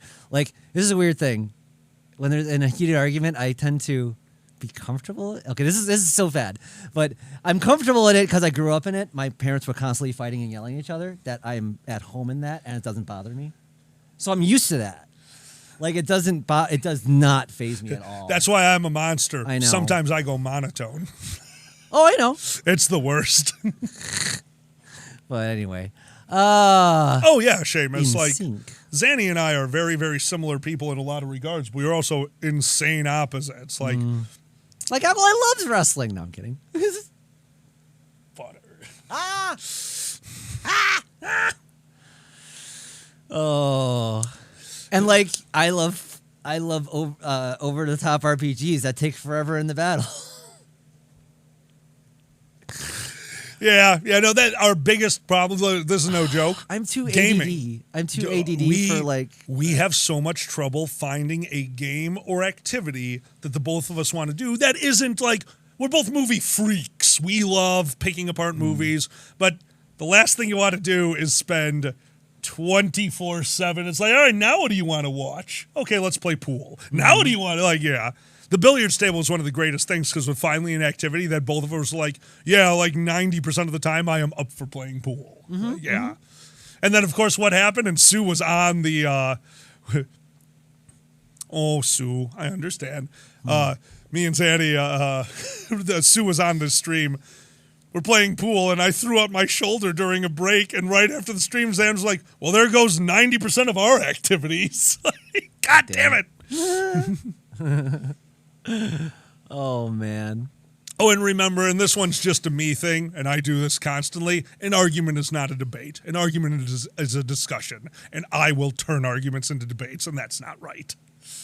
Yeah, I noticed that. I know. That's how I talk. I've been debating my entire life. Like that's. Well, when you said you were always in debate, oh yeah, that makes sense. Mm-hmm. Yeah, Seamus a while. It's fine now. I my rotator cuff is shit because I don't exercise. So I was breaking. I threw everything into it. Like, poop, okay, done playing pool. It was like 2 days later. It was fine. It was just dumb. T'Challa, you say that, but like me and Alkali played the air hockey pong.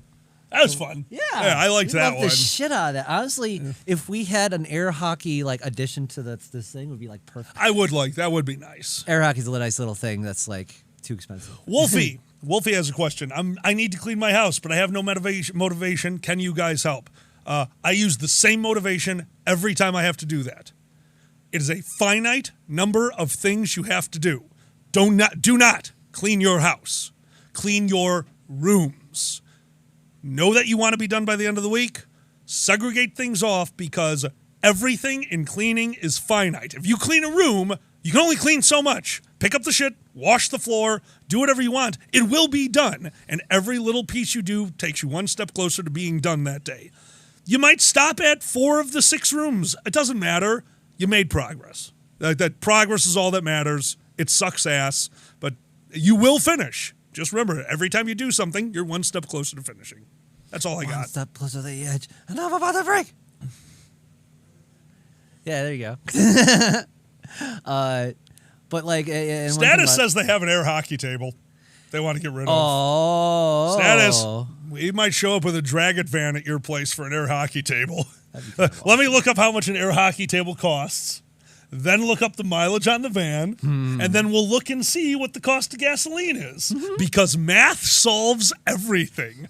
You never need to make a decision if you have Excel. You still have to order it. Coda is shaking their head so hard right now.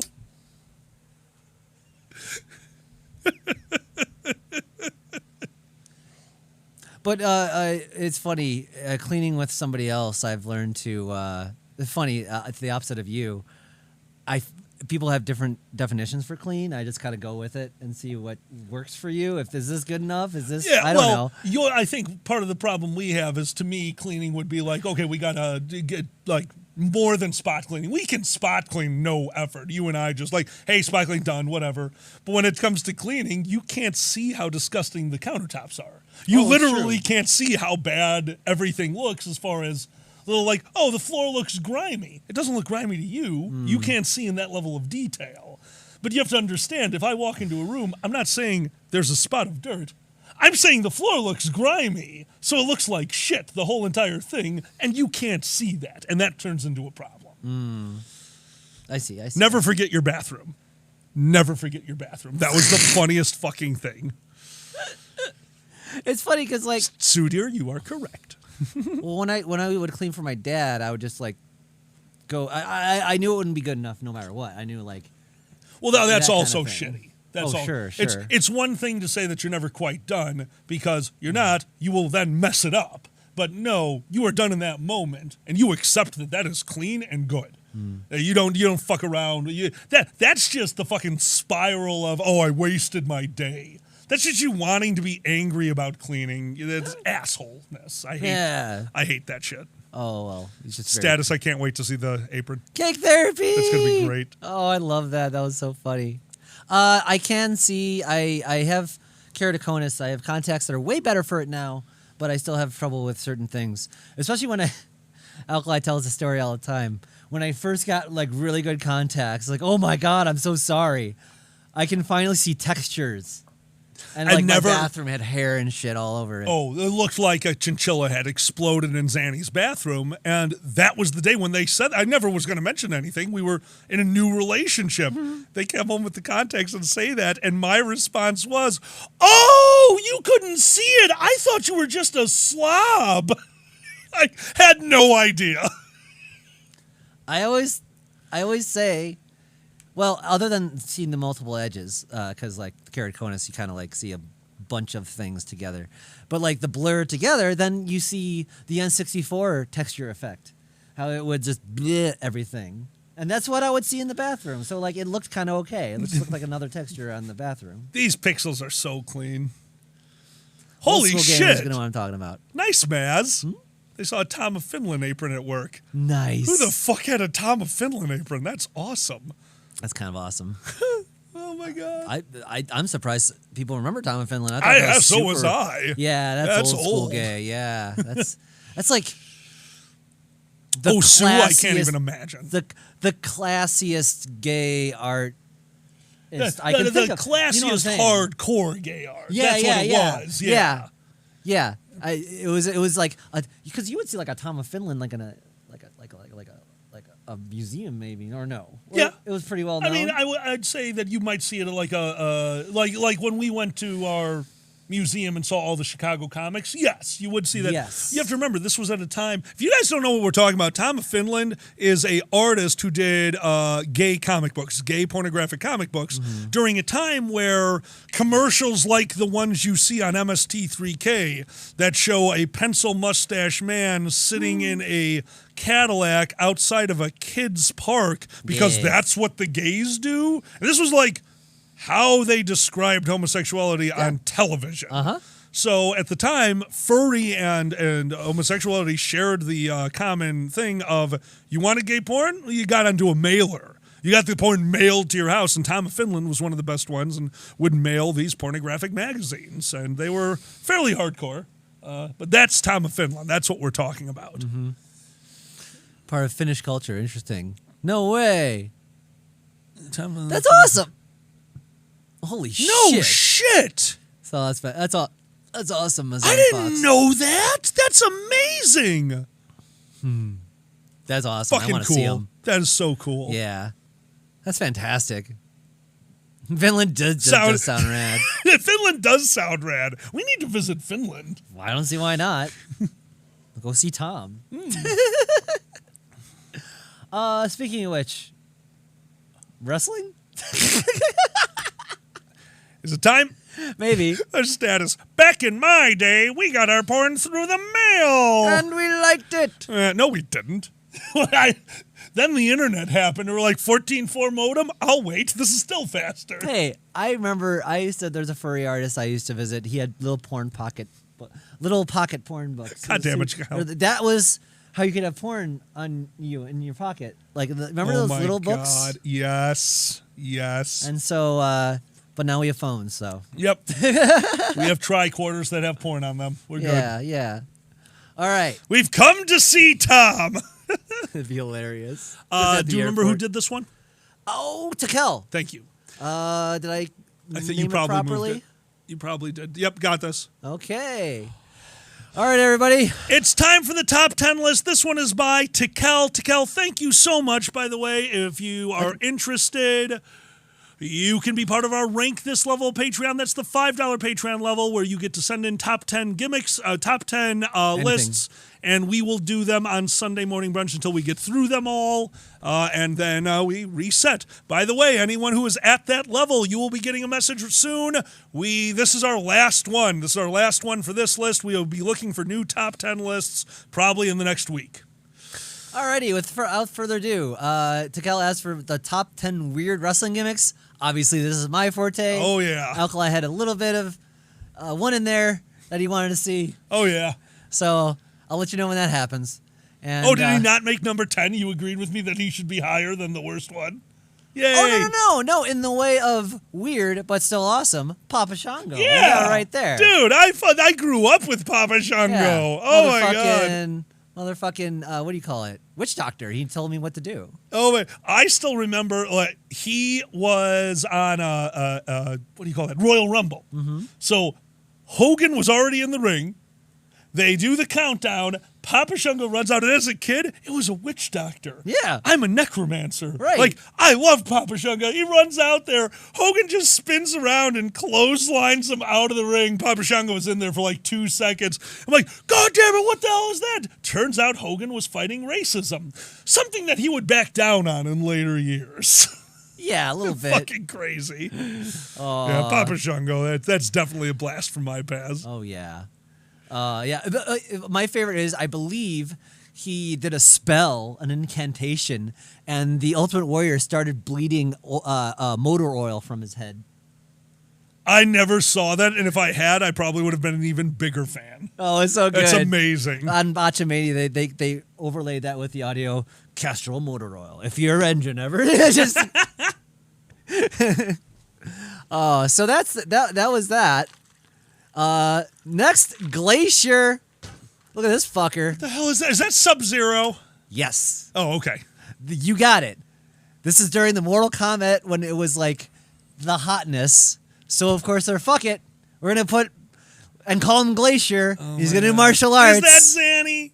It's a bunch of, was it? I was gonna ask. Did he do kicky shit? Did he use a martial artist more? Yeah. It would snow And then he'd come out and do like punchy kickies, and the crowd was just like dead silent. It was like, I don't know. I was kind of into it because I like martial arts, but it was just like.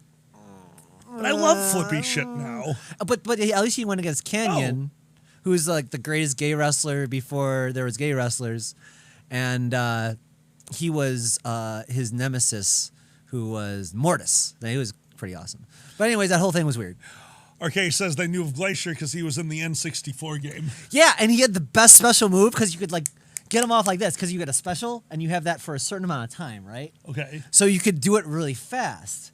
So like it was a crescent kick to the it was just you just back up and kick him in the face. Okay. Right, like a super kick. Okay. Like, but you could get it off real fast. You grab something, whoosh, bam, whoosh, grab. You would just kill everyone with Glacier. But anyway. Oh man. All right, no more Glacier. I gotta go over here because that's where the mouse pad works. I'm gonna just go up here. Yeah. That makes sense. Yeah. Ah! There. Number 8, Fantasio. I don't even know. What? Is that the acting masks? Maybe. And he also does... No, it's not. Still. It is, but he does magic. And that's just his entrance. He just does shit. He pulls he just pulls it out of his mouth before, and he just makes stuff. He's doing random magic tricks to the ring, and then he wrestles. It was okay, not but here's good. the thing. No, it doesn't sound good because of the look, but that's what wrestling is. Like if I've told you before, I want to write for wrestling because practical live effects are what make wrestling fun. Oh yeah, every wrestler should know how to do like mid-tier sleight of hand because it would genuinely make wrestling better.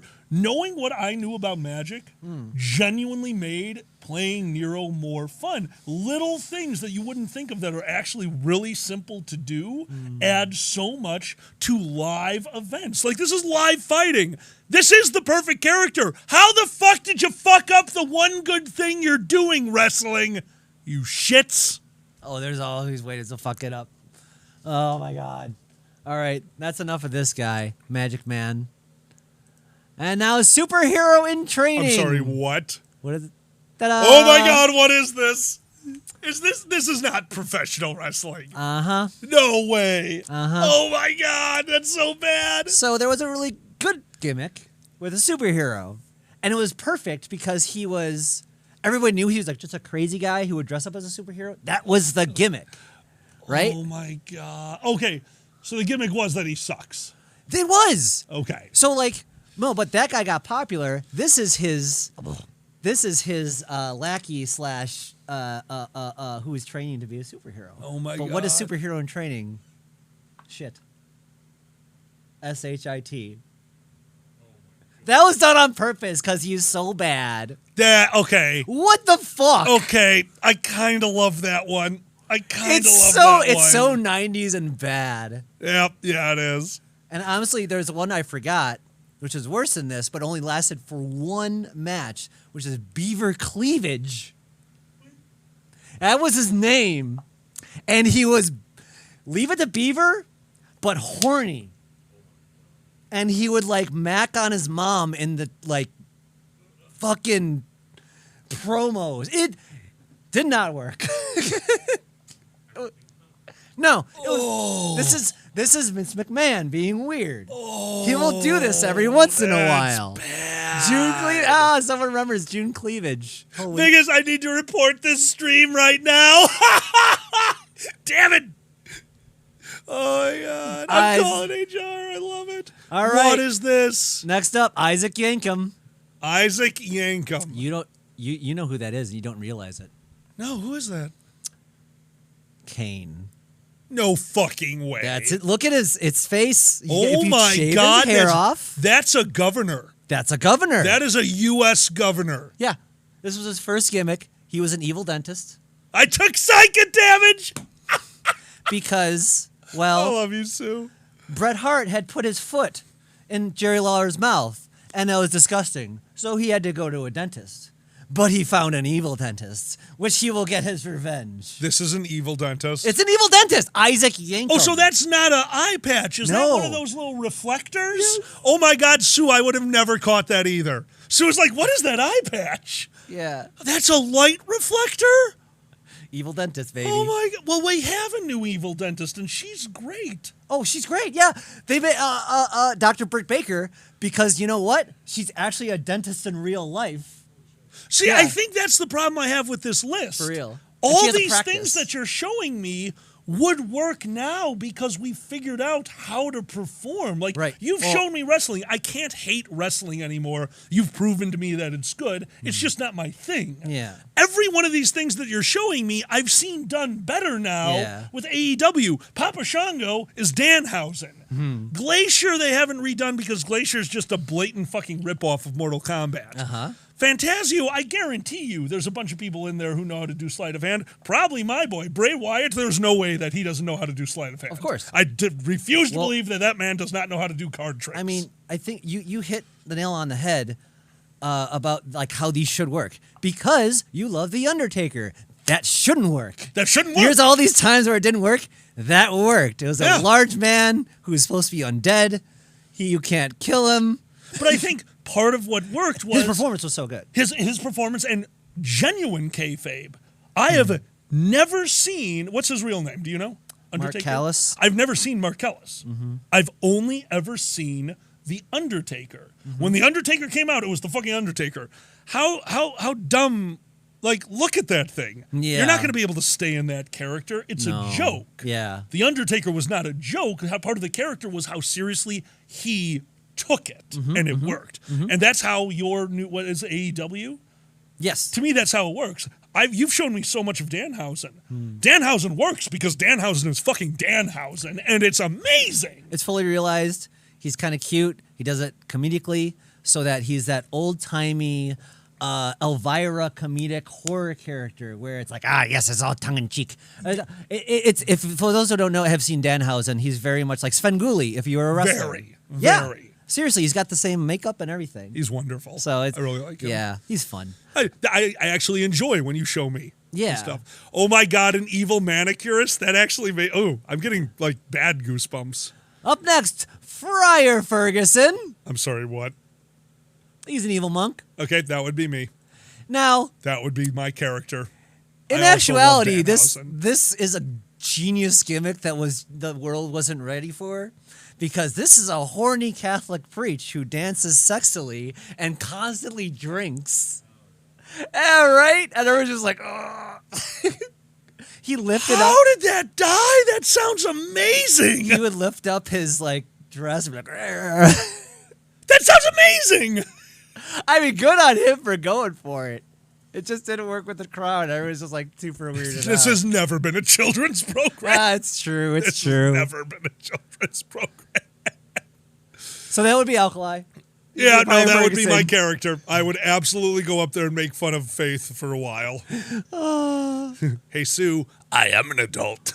And it's been done more than once, just never to like, not to this level, but like this, you know? This is why. That's wild. There have been evil priests before. I think it's more wild because this is still back in the WWF time. Like, we need a different adult. Thank you, Sue. Mr. America. What's Mr. America? Who do you think? Is that Hogan? That's fucking Hulk Hogan. Oh my God. That's fucking Hulk Hogan right there. Oh my God. And he came back as Mr. America, and he's like, "Oh, don't move those, hon." Okay, it was cute because like he came back. He's not supposed to be. He's banned from WWE. He's Mr. America. He was banned from WWE. In plot line. Oh, in story. Yeah. Okay. And so he came back as, you don't know who I am. I'm, like that whole, like, you can't see past the mask. The glasses effect. The glasses effect. Yeah. Okay. It's just like, it was just a whole thing. The glasses effect. The Superman glasses effect. Yes. The Yeti. Is this the one? It's a good one. Wait, that's a mummy. It's a mummy. Why they call him the Yeti? I don't know. Jesus Christ. He's a fucking mummy. That's a mummy. Yeah, I know. Why'd you call him the mummy? I don't know. I hate this one. I see why you put it at 3. He came out during Halloween Havoc, and he did no wrestling moves. He came out How all could he stiff. do? Look at the costume. How Yeah. could you wrestle in that? And he would hug. He would like put his arms around. He like that was all he would do. Like I'm hurting you somehow. And like my mummy. Yeah, exactly. Then why'd they call him the Yeti? It was terrible. Oh my God, that's a bad one. All right, I see that one. That's bad. Yep. All right, number 2. Shockmaster. I read that as Stockmaster. Yes, I know this one. This is a Yay, classic. I know. Oh, we have to show the video. Oh, I don't have it. Oh, understood. It Unless happens. somebody can link it in chat. This is a classic video. You've never seen it. The worst debut of all time for a wrestler. And it's a bad gimmick. But you know, if you start it off right, it has a chance. Absolutely. This guy's gonna goes, "You're gonna be shocked the world when you see the Shockmaster." That's his cue. Yep. Explosions happen. He falls through No. What? You have to explain the entrance. His entrance was bursting through a fake wall. Yeah. That looked real. It looked like a real wall. The Yeah. wall that they created, I know exactly what they did. We've done it at Nero. They created a frame, put Tyvek on it, and then put something over the Tyvek so it didn't look so fake. Did you notice the first thing I said? A frame. Yes. Now continue. You need that backstory. Okay, yeah. So like either it was too high or there was like not like the bursting through point wasn't set up properly. He needed to burst through the wall with a jump or a step. There's a way to go through a wall like that. We learned it at Nero. What did he do? He did this. Boom, boom, boom, boom. He went through the wall and caught his foot, fell over in front of the audience. On his face. And the helmet came rolling The helmet off. comes off. He grabs it, puts it back on. You hear one of the wrestlers say off camera, "Oh God." Yeah, it's so good. Chat, somebody out there, please look up the Shockmaster. Good. Takel Thank did you, it. Takel. Everyone, if you want to see what we're Yeah. talking about, just watch that. It's really just super short. It should be anyway. While they're watching it, can I, before we do number 1, can I just tell the wall story? Yeah, sure. Okay, so this is one of my favorites. At Nero, a Halloween event. So Halloween means we're going all out. We got there a day early and designed all this shit. And one of the things we designed is in the bottom of the barn. So this is a full-size barn. In the bottom, we took every prop we had and turned it into what should have been somebody's living room. So the story was that the villain wasn't so much a villain, but he was kind of like a symbiote affected thing, kind of like a Venom thing. But he had 100% embraced the power and went home to his wife, who wanted their husband back. So they get to the end of the story and they go to this house, which was the bottom of the barn, and we had a fireplace set up, a fake fireplace with fake bricks. We had a dinner table set up. We had all these props all over the place. And against a wall, this is a barn. This is a real, like, our campsite was a real, like, we needed shit. We told them all, hey, guys, we put up this wall here, because they knew the wall wasn't normally there. We put up this wall here. All of our equipment is over on this side. Don't go near the wall. Everyone, move away from the wall. There's going to be a fight. We're letting you all know there's going to be a fight. We're going to be moving. Don't go towards the wall. There's sharp shit back there. And everyone's like, oh, yeah. So they moved away from that wall. The wall that I had built with nothing back there. We moved everything out of the barn and had 13 bad guys, 13 NPCs. The wall was made of Tyvek. Tyvek dissolves with spray paint.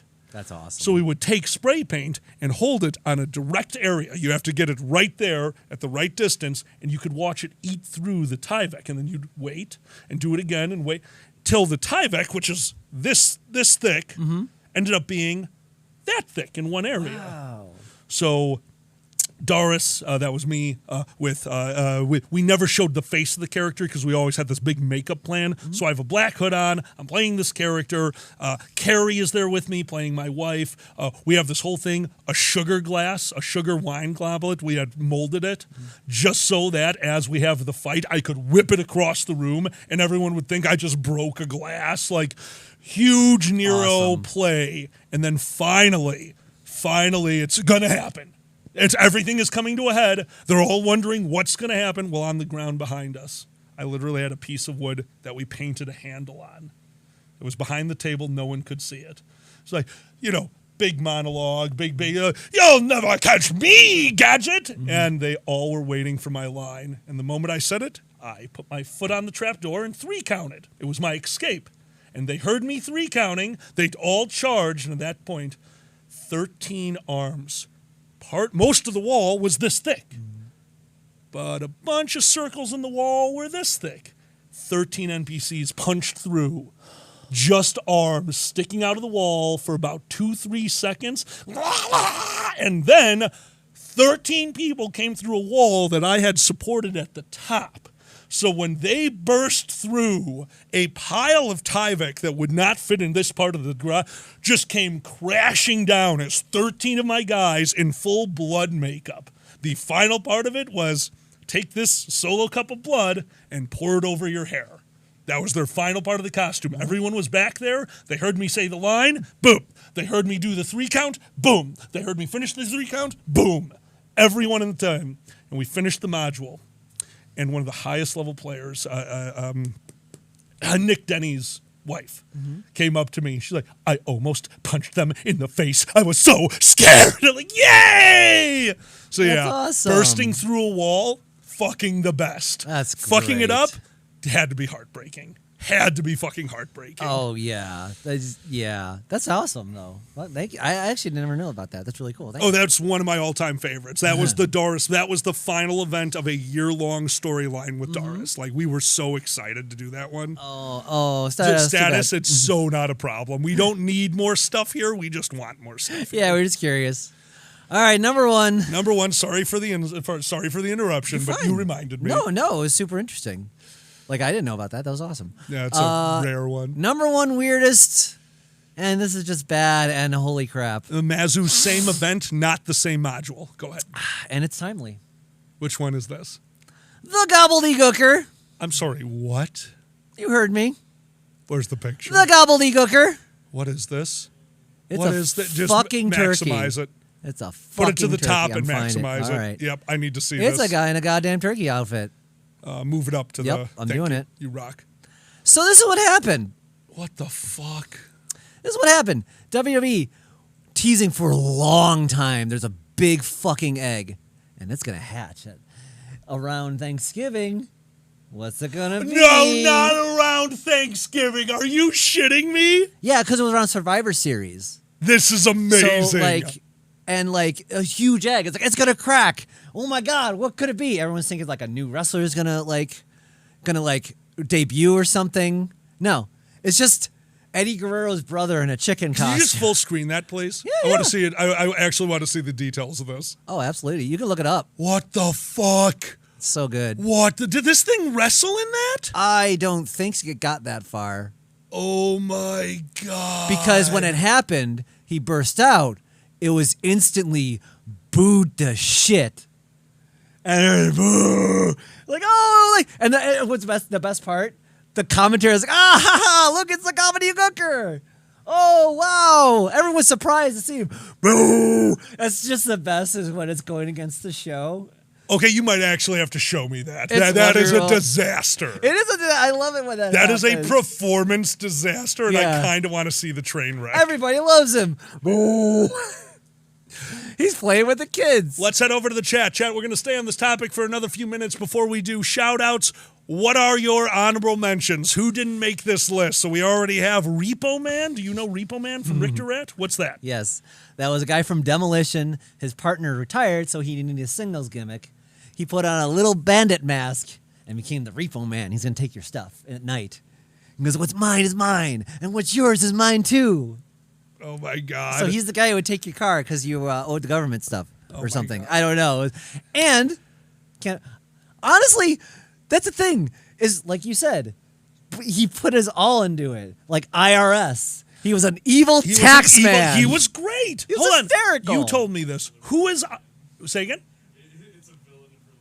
Yes. A villain for libertarians. Love it. Totally. Who is IRS's kid? You said that we know him, right? Bray Wyatt. That is Bray Wyatt. Yeah. Jesus Christ, that's a pedigree, The man. tax man had a cultist kid. All right, so we got two more. Seamus says earthquake sitting on people. Does that mean anything? Earthquake is a big dude who he was the Canadian earthquake, so he'd jump up and down and create an earthquake and then sit on you.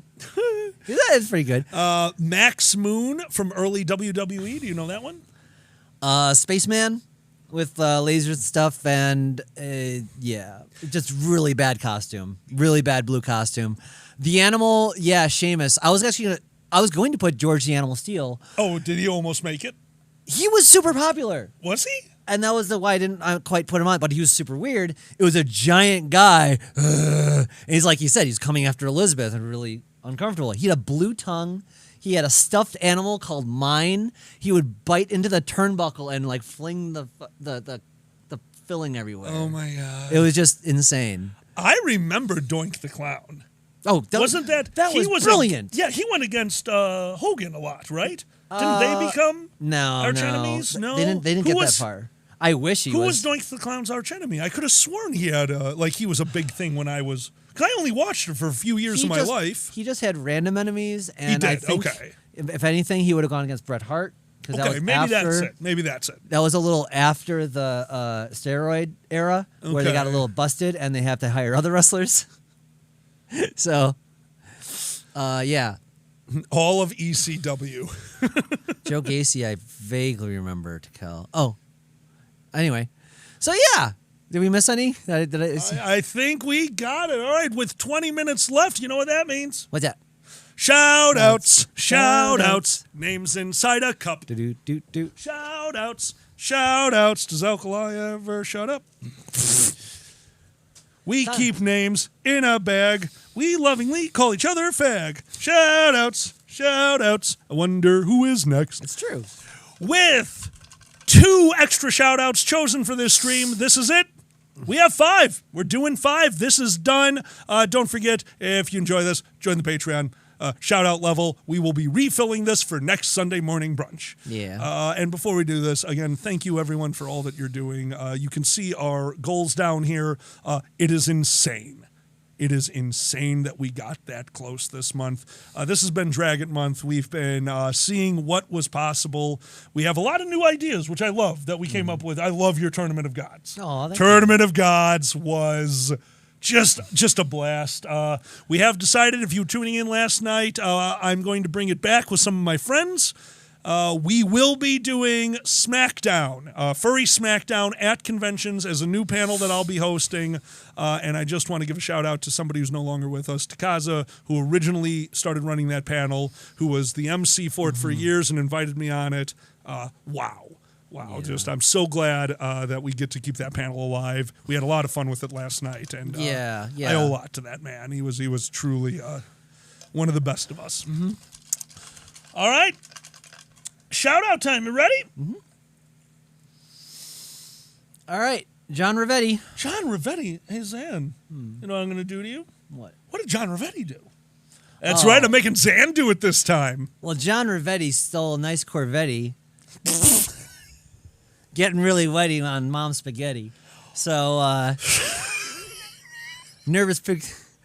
Anyway, so let's just. John Rivetti stole a Corvette. And thinking about mom's spaghetti. So he's getting chased by the cops now. He's got 1 star. But he's already got a star? Yeah, obviously. Because this guy's with the name like John Rivetti, you just gotta triangle a car every once in a while. And steal spaghetti. Absolutely. Because it rhymes. Because you gotta think. And if it rhymes, it's not illegal. No, not at all. But speeding is. Ironically. Yeah, that's what he got actually busted for. It wasn't the car. It wasn't stealing car at all. It was just speeding because he's I'm John Rivetti. With some spaghetti. Yeah, and he thought he was going to get away with it too, but you know what happened? What happened? Someone showed up. Who the hell showed up? Yeah, I know, right? Dan Wolfar showed up. Dan Wolfar showed up. Yeah. Well, he's right. Well, this is definitely the 2nd star. Oh, yeah. Now we're on 2 stars. So you're going to be these guys, and I'm going to be the cops because I'm chasing after somebody with spaghetti. Oh, man. I'm coming after that guy, and I think I'm going to fishtail them because you know what doesn't go good with spaghetti? What's that? Fish. But then what? Dan Wolfar showed up? I didn't know what was going to happen. What happened? He stumbled out of a Jamba Juice just being like, Wolf, roar. And I think he had some extra stuff in there that he might have brought with him, you know. Make that an Irish Jamba Juice. Irish up that Jamba Juice, motherfucker. Irish up my fucking shot of wheatgrass, bitch. I believe in you. I believe. Oh, man.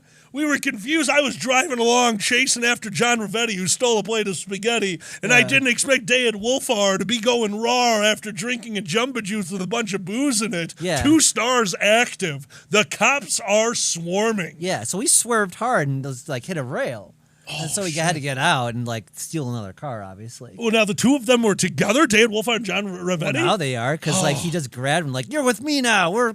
This is your fault. Oh, thank God. And he's like, what? And just, see, you know how it goes. It's just like I do. I'm chasing after it. In fact, at this point, classic 80s plot. 3 stars. And then so yeah, they're hightailing it until Skylar Ringtail. Skylar is there? Yeah, once you know it. Oh, here we go. Yeah. 3 stars. I'm calling the choppers. Oh man. What did Skylar do? You wouldn't believe it. He just comes in a rocket pack.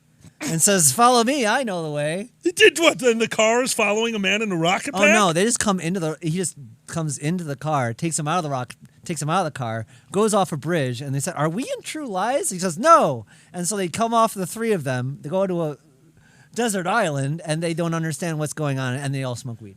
It's great. That's wonderful. It's a really nice story. And like, it would have been a great story, but you forgot. I did. 3 stars. You have a 3-star wanted rating. You gotta watch I get till after helicopters. You have to watch till after the credits. Absolutely, because here come the helicopters. Oh, what happens? They didn't know. Here comes Sligwar Drake. Sligwar Drake! Oh no, he's here with I'm here with the helicopter.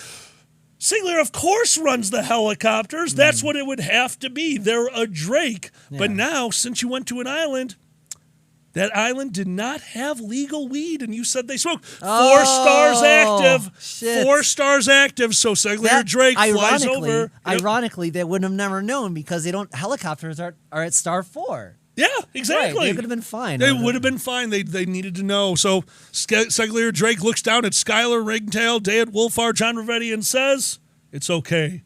We're furries. I'm on your side." So he drops a care package. Oh, I like that. It was what happened? I thought we had 5. We're done. Oh shit! We did it.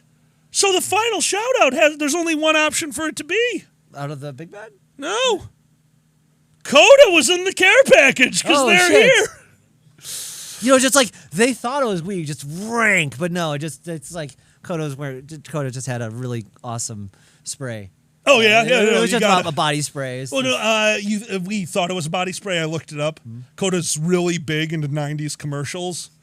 It was I can't believe it's not butter. Oh my god, spray. God damn it. Sorry, everyone. Me and Zanny yell that at each other every time we go to the store. If we see I can't believe it's not butter. I can't believe it's not butter. Spray. It's the stupidest commercial ever. You have to say it right. You do. Spray. But do you remember how, oh my God. Well, Fabio would go, I can't believe it's not butter. Spray. Spray.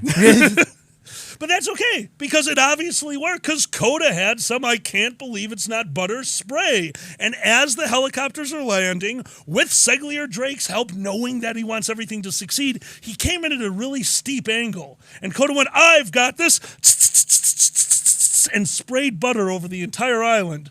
So when these helicopters, which are called VTOLs, vertical takeoff and landing, Sigler Drake's like, fuck that, came at an angle, skidded right over the island, and skipped off into the distance, making the helicopter world record ocean jump.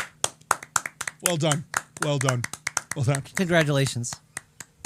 Shout-outs are done! We've done it! That's an entire cup! Yay! Here's a fun one for you guys. Those who give us $3 on Patreon get the chance to get drawn out of the cup for that. So if you're interested in that, please throw us a bit and we'll draw your name on the cup and make stupid things up about you. So I didn't tell Zanny this. What? Right before the show, Mark? When you were inside getting everything ready. Mm-hmm. That's when I remembered today was our last shout-outs. So I went looking for the bag. We are so protective of this bag, it always goes back in the same spot. Zanny hand writes everyone's name on pieces of paper. We don't want to have to do that every time, so we're going to just sort them, put the new ones on, and it'll be fine. I couldn't find the bag. I found this about a minute before you came in from your shower. We were so high last night after we did it, we put it in the drawer. Oh my God. Yeah, the thing goes in that drawer, baby. Holy shit. I was like, how did we lose the fucking things? The top drawers on it? No, the one, I must have put it in with the green screens. Oh, wow. Yeah. Yeah, no, I have no idea. Don't go there. Oh, yeah. No, that was horrifying.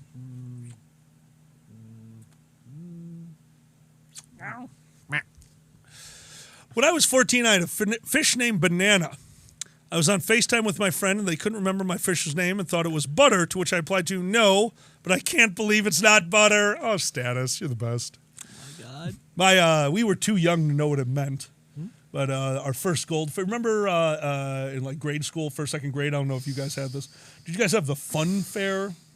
There would be like little carnival games they brought to the school. All the kids would show up. It'd be like on a Saturday. You bought tickets. It was like a fundraiser. Did you guys ever? I don't think so. Okay. So that's how we did fundraisers. Okay. And there would always be the fish toss. Ping pong ball, a bunch of fish bowls with tops this big. We did have something like this. There Okay, you that go. sounds familiar. Our very first fish. We played the fish toss. We brought home the fish. And me and my brother named it the funniest word that we knew. Not knowing what the word was, and it was super appropriate now knowing my life. Our first fish's name was Marijuana. My mother did not want to name it Marijuana, but also we grew up in a Midwestern family, which means we could not talk with our parents. It was just telling, so she would not tell us why the name was not Marijuana. So not knowing why she did not want us to call it Marijuana, we called it Marijuana. I love you. Oh my God, I love it. Oh my God, Status. That's hysterical. I'm sorry.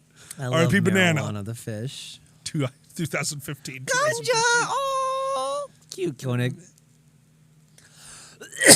Is it Koenig? Sue! What? What? No! No, that's not the case. No. So yesterday after the show, to make sure, look, stress smoking is a thing. And I'd say that me and Zanny are a 4-time-a-week stress smoker and a 2-time-a-week smoker, and it's not okay. So yesterday for the show, I rolled a bunch of joints and handed them to Coda and said, hide these until after the show. And they did, and we super appreciated it. Yeah. Because multiple times during the show, I realized I'm stressed, but not stressed enough that I'm going to go over there and re-grind and re-roll and get everything ready. But if I had a ready joint, I would definitely smoke it right now. So thank you for hiding those from me. It's amazing. Oh, man. My grandma didn't have the heart to tell us ganja is a nickname for weed. Oh, my God, that's amazing. Holy crap. All right, we got about 10 more minutes before we pass you over to the amazing Boozy Badger. One more time, we're just going to do this, and I won't bother you with other announcements. We're just going to knock you with the two of... Tomorrow, Multiplayer Monday will be changed with a movie watch-along. We will be watching it right on the stream. It is the Drag It version of Night of the Living Dead, a movie that was edited by myself and Zanny. At the time, Zanny doing a majority of the editing work, and then we both wrote it together because they taught me how to edit. Yay. Thank you very much for that. No problem. Then Heroic Hump Day on Wednesday. We'll be doing some multiplayer games, 4 p.m. Central. Billiards for Thursday, back on Thursday, 7 p.m. And right now, the stream is active with some cartoons. Feel free to go over to speakeasy.dragor.me to watch some cartoons with us. And about 3 o'clock, right after Boozy's stream, when he is done, we will probably give it a minute and then go to the movie. So right after Boozy's stream, the movie will just start. We're the most we might... No, we can't tweet about it. We can never tweet the link. Oh, right. We just can't do that. So, guys, Boozy will have the link. Here is the link now. If you want to watch the movie, grab the link now and put it in a webpage and just minimize it or something. It'll start at 3 p.m. Central. All right, well, we got 10 minutes left, so... Oh, my God, Sue. Coda is now an honorary noodle dragon, babysitter of the lush people. I wonder what that's in reference to. Because everyone, don't forget, you will die. Your name will be forgotten. It is inevitable. Never forget. Never forget. Oh, my God. I'm not going to give you a reference to what I'm talking about right Nope. now. It is the funniest fucking thing I'd seen in such a long time. That's just for a few people. Also, by the way, Sue, if you would tell Benny, I clicked end stream right as Benny sent that message. You missed my reaction of almost falling off the couch because I was leaning all the way over to do the final shutdown, and then I saw Benny's message, and I fucking lost it. You fucking died. Oh, my God. Great. Yes, we do, status. Oh, yeah, you guys rock. We will. Oh, we're in space. Space! At community college, I gave out a pet goldfish as part of a program, and all of them died within 2 days. One of the other RAs had a funeral for his. Aw. We also had funerals. Did you, your family, I know you had cats. Did you ever have fish or anything like that growing up? Yes. Did you flush them? We never had fish. No. We only had Nice, cockatiels. Seamus. That's right. You were a cockatiel house. That had to be a nightmare. They're cute. No, I'm sure they're cute. Yeah. Oh my God, status says videos of a fish funeral. I love it. Like my mom got a cat, and it scared the living shit out of them, so they died. Your birds died because you bought a cat? That's no, my birds died because they just did not handle it well. That's amazing. It sucked. Hey, what are you gonna do? But yeah. Anyway. Oh my God. Sue says, I want a hoodie with an oversized Reaper hood. And we'll put the line on the back. You will die. It's just that'd be great. Please answer. I would answer the door with that shirt. I'd answer the Happy door. Halloween. Oh, you my will God. die. It is inevitable. So, wait. Oh, I figured one is 20. So, okay. Cohen, that's adorable little bastard too. We had my aunt had a fish tank from their kid who went away to college, and it was a tropical fish. And there was this one fish, don't know what species it was, but there was this weird black fish. It was this really dark black, and he left. He went to college, and his parents had to tell him like, "Hey, what happened to your fish?" He's like, "What? So what happened to your fish?" So his parents didn't realize that fish eats like 3 times a day. So they were just feeding it like you would fish once a day, and that fish ate all the other fish and then committed suicide. Oh my God. Jumped out of the tank, rolled underneath the thing that it was on, and the parents were just like letting them know, like, "Hey, your 4 fish, they're fine. Yeah, all 3 of your fish are great. Both your fish are fine. Like, why do you have an empty fish tank at your house?" Oh, man. Yeah. Older people who have kids need to worry about when they go to college how senile they are. Pop and lock. Chrome. I am a Zan opener. The Zan opener? I love it. Chrome makes fun of my little beaky. Oh, my God. I'm a Zan opener. Hydrate a lot. Oh, my gosh. Okay, just... Chrome, what are you doing?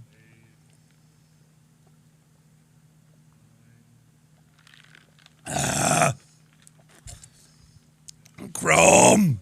I already have to pee. Okay, I was holding out to the end of the freaking thing.